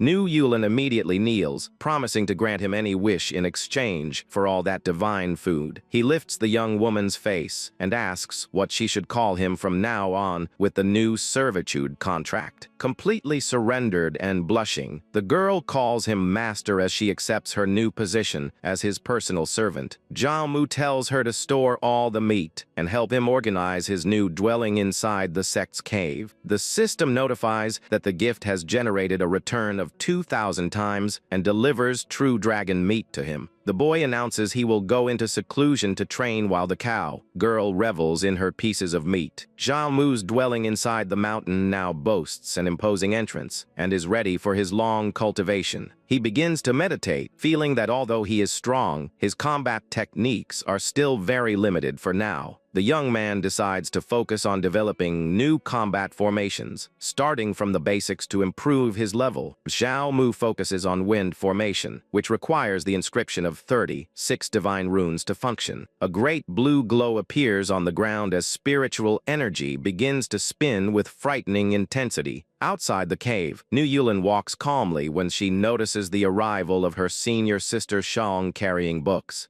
The senior asks who she is, and the girl proudly explains that she is now Master Zhao Mu's personal maid. The pink-haired girl gets annoyed when she notices that the boy attracts women everywhere he goes. She says she brought more training books for him, and the little servant asks to be followed inside the place. The two are caught off guard by an enormous surge of energy that begins to emanate from the depths of the cave. The senior is shocked to feel the powerful fluctuations of the divine runes that the boy is manipulating inside. Zhao Mu concentrates fully and manages to complete the wind formation without needing to draw any physical runes. An extremely powerful gust of wind is suddenly released and strikes the two girls with violent force. The girls scream in fright as the impact of the wind tears their clothes and throws them against the cave floor. The boy watches his creation floating in the air, but is confused by the sound of screams he heard coming from the entrance. He wonders if a simple, basic wind formation should have as much destructive power as he has just witnessed. Zhao Mu notices the presence of her senior sister and greets her calmly, while she appears to be very bewildered. The young man says she arrived at the right time because he believes there is something very wrong with the books she gave him.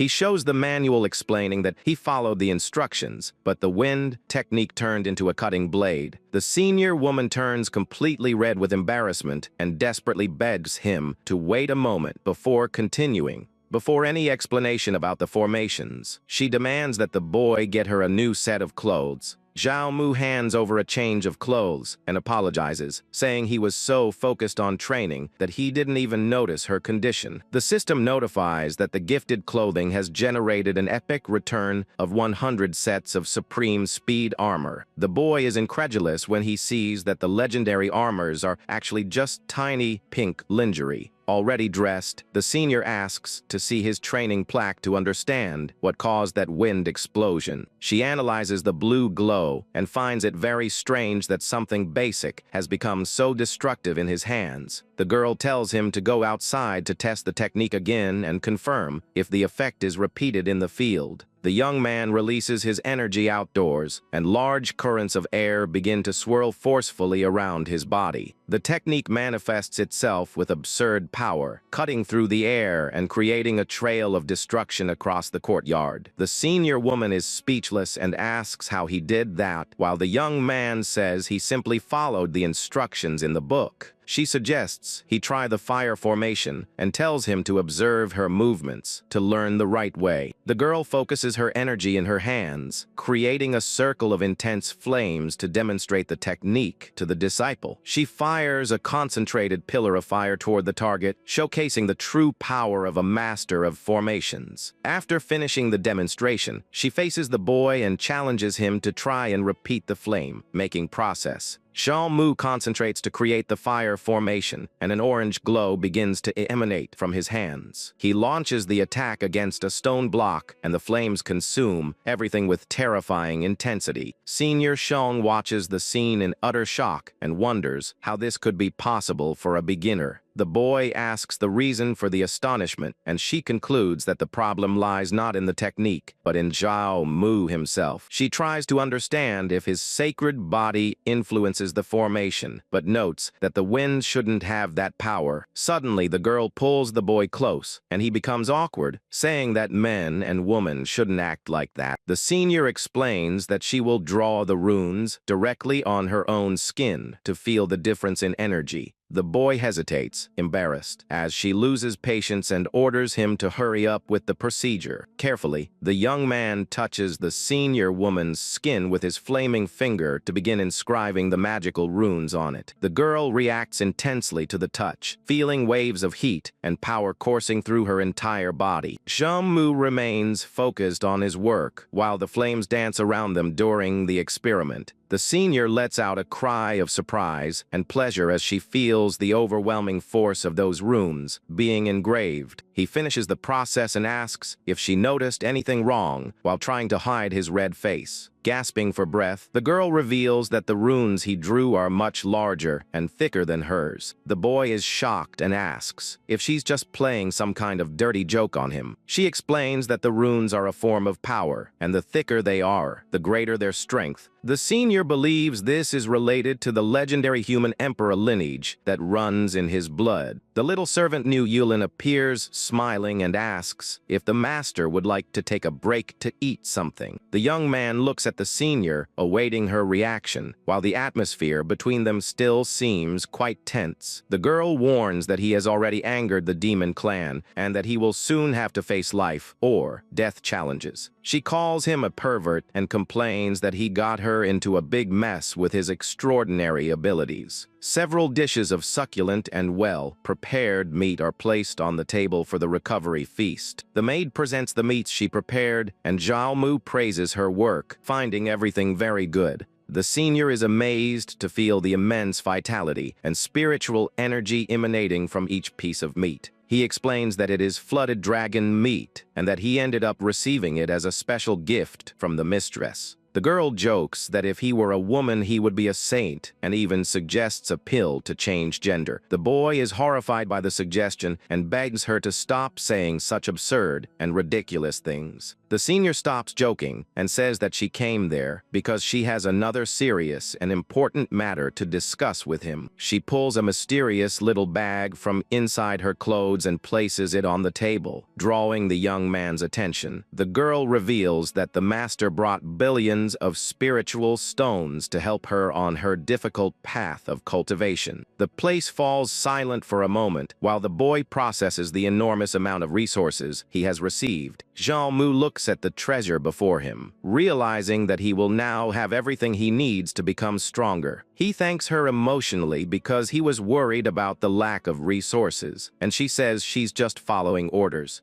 The young man asks if the teachers have been very busy lately, since he hasn't seen them at the sect in a while. The senior woman recounts that they entered a dangerous mountain range due to a very complicated situation there. He realizes that things are far from peaceful in the demonic sect and that major conflicts may arise. The girl decides it's time to leave to consolidate her own power after the lessons she learned from him. Zhao Mu invites her to eat more, but she refuses and sternly warns him to be careful about what he does. The boy waves goodbye as she leaves the cave, promising that she might return another time. The little servant continues serving the food with dedication, while the young man enjoys his moment of peace. He comments that his shoulders are aching after spending so much time focused on studying the arts of formations. New Yulin offers to give a massage, and the master accepts the gesture, finding her a very sensible servant. The young man asks if she doesn't feel wronged by having to serve him in such a submissive way. The girl replies that she will do anything as long as he forgives her brother for all his past mistakes. She adds that the master treats her very well, and that giving her dragon meat proves his great kindness. Zhao Mu caresses the young woman's face and says that she is indeed a good servant, gaining her trust. He hands her a small bag as a reward for her loyalty, and the cow girl is speechless. New Yulin begins to cry with emotion upon realizing how generous and caring her master is towards her. The girl hugs him tightly while he tries to calm her down, saying that crying doesn't suit her face. The system indicates that the given data generated a return of 100 times, delivering 380 billion stones. The young man announces that he will prepare to enter a secluded cultivation area and asks the servant to tidy up the entire cave. The girl readily agrees as Jamu states that his speed of evolution is beyond imagination. He playfully slaps the girl and enters his private room to begin the leveling process.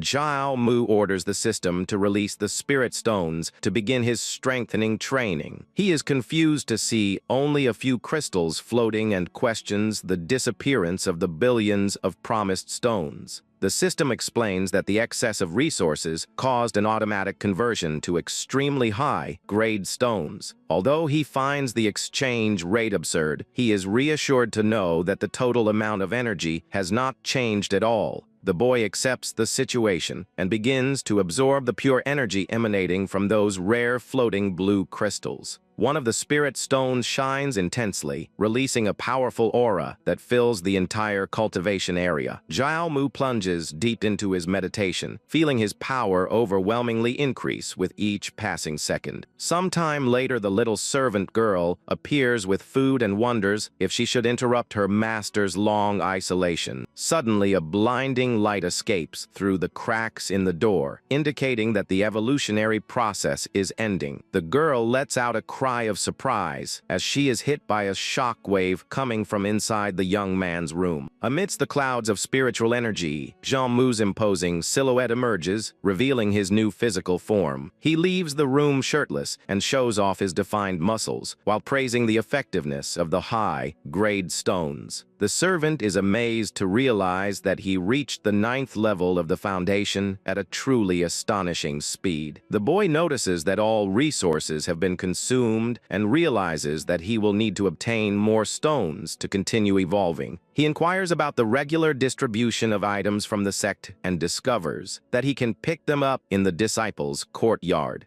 Zhao Mu decides to use his personal disciple card to gather new resources and solve his current problem. He emerges from the cave engulfed in flames, while the little servant girl promises to prepare a feast for his return. To speed up the journey, the young man consumes a 7th-degree pill that drastically increases his flight speed. He swallows the mystical item and feels the immediate effect coursing through his veins and propelling his body upwards. A powerful, greenish aura surrounds the boy as he takes off toward the center of the sect with extreme agility. On the way, he decides to make a detour to visit Senior Lu Qiu and see how she's been doing lately. Upon approaching the girl's residence, he notices strange activity and decides to investigate what is happening. The young man sees several guards watching the place and realizes that the situation there seems to be much more serious. Zhao Mu concludes that the senior officer was placed under house arrest and is suspected of retaliation by her political enemies. He notes that there are over 50 elite growers guarding the entrance and preventing any visitors. In anger, he realizes that he is not yet strong enough to face so many powerful opponents at once. With nothing to do at the moment, he changes his route and flies away, determined to focus on strengthening himself. The boy laments his friend's situation and silently asks her to hold on for a few more days. With a serious and fixed gaze, he begins to plan how he will rescue her once he reaches the next level. Zhao Mu vows to return to save her as soon as he reaches the core formation realm and becomes unbeatable. He finally arrives at the disciples' courtyard, where a great commotion takes over the entire main scene. The young man lands gently on the stone ground, drawing the attention of some curious onlookers in the area. He observes the crowd and notices that the atmosphere among the other members of the sect seems quite tense. Some boys complain of bad luck after losing valuable artifacts in recent battles against demonic beasts. The group discusses the increased monster activity in the forest and the difficulty of completing the given missions. Zhao Mu realizes that the chaos in the demon forest has already begun to affect even the most ordinary disciples. Suddenly, a brute bumps into the boy and orders him to get out of the way in an aggressive and overbearing tone of voice. The young man simply stares at him with a cold, analytical look, showing no sign of fear in the face of the provocation. The bullies recognize the boy as the new personal human disciple and begin to mock his privileged position. A woman mocks him, saying he climbed the social ladder using his looks, and offers him spiritual stones in exchange for favors. Another disciple laughs and warns them to stop the insults before the boy cries and goes to complain to the elders. Xiao Mu remains perfectly calm and asks in a somber tone if they've finished talking nonsense over there. A red, murderous aura explodes from the young man's body, frightening everyone around him in the courtyard. With eyes blazing with fury, he orders everyone to get out of his sight if they don't want to die that very instant. The aggressors are furious at the human's audacity and invoke the name of their powerful master in an attempt to intimidate him. Xiao Mu flashes a sarcastic smile and calls the group of pet puppies to his great rival Long Tiangxiang. The boy extends his hand and says that his hands are itching for a good fight and decides to have some fun with them. A dome of green energy appears in the courtyard, isolating the boy and the three aggressors for the start of the fight. Xiao Mu flashes a confident smile and says he wants to see what these little demons are really capable of. The demons advance furiously, shouting that a mere cultivator of the foundation is asking for death by challenging them. The snake woman opens her bizarre mouth and launches her enormous tongue in a direct attack against the young man's face. The boy easily dodges and comments that demons remain merely inferior and despicable beings. With a swift movement, the young man grabs the creature's tongue with his hands, showing that he is not intimidated in the slightest. Xiao Mu activates his purple lightning technique, while his eyes gleam with a terrifying bloodlust. The demon woman lets out a scream of agony as she is electrocuted by the boy's powerful energy discharge. The other disciples are shocked to notice the absurd difference in power between Xiao Mu and the veteran warriors. Even wounded, the snake woman gets up angrily and warns the boy not to get so cocky about his strength. She attempts a desperate new attack as a purplish energy begins to circulate erratically around her. A gigantic serpent's tail violently strikes the ground, creating cracks throughout the sacred courtyard floor. The young man observes the massive attack from above as dust rises, and the creature reveals its true monstrous form. The crowd believes Xiao Mu was crushed and comments that no one would survive a direct hit of that magnitude. To everyone's surprise, the boy lands a devastating punch on the beast's tail, causing blood to spurt everywhere. Xiao Mu demonstrates superhuman physical strength by holding the creature's giant member using only brute force. With a powerful spin, the young man throws the demon woman to the ground, causing an explosion of earth and rocks. Viewers tremble with fear as they question whether the boy is truly human or some kind of monster in disguise. Fallen and humiliated, the woman orders her allies to kill him immediately without regard for the laws of the sect. One of the demons assumes a diabolical expression and vows to accept any punishment as long as it gets rid of the boy. The two warriors activate the massacre formation, and an aura of intensive fire begins to burn everything around them. A huge flaming beast emerges behind the demons as they prepare for the final attack against the young man. Xiao Mu decides it's time, take the fight seriously, and places his hand on his chest to concentrate his sacred power. His hands glow with a golden fire far more intense than any ordinary flame ever seen in that courtyard. The two powers collide in mid-air, generating a blinding flash that forces everyone to close their eyes because of the brightness. The boy withstands the impact of the enemy formation without suffering a scratch and flashes a provocative smile at his rivals. He asks what would happen if he doubled the power and unleashes two gigantic fire lions against the attackers. An old man appears shouting for the young man not to kill them, but Xiao Mu already has his attack charged in his direction. The boy ignores his superior's request and coldly says that it's too late for any kind of mercy now. A colossal explosion of flames consumes the three demons, turning them to ashes in a matter of seconds. The smoke begins to clear, revealing the courtyard completely destroyed after the deadly confrontation between the cultivators. The old man observes the remains on the ground and shouts furiously at the boy for the trail of destruction left there. A massive demonic creature confronts Jamu and states that he will pay dearly for the deaths of the 3 inner disciples.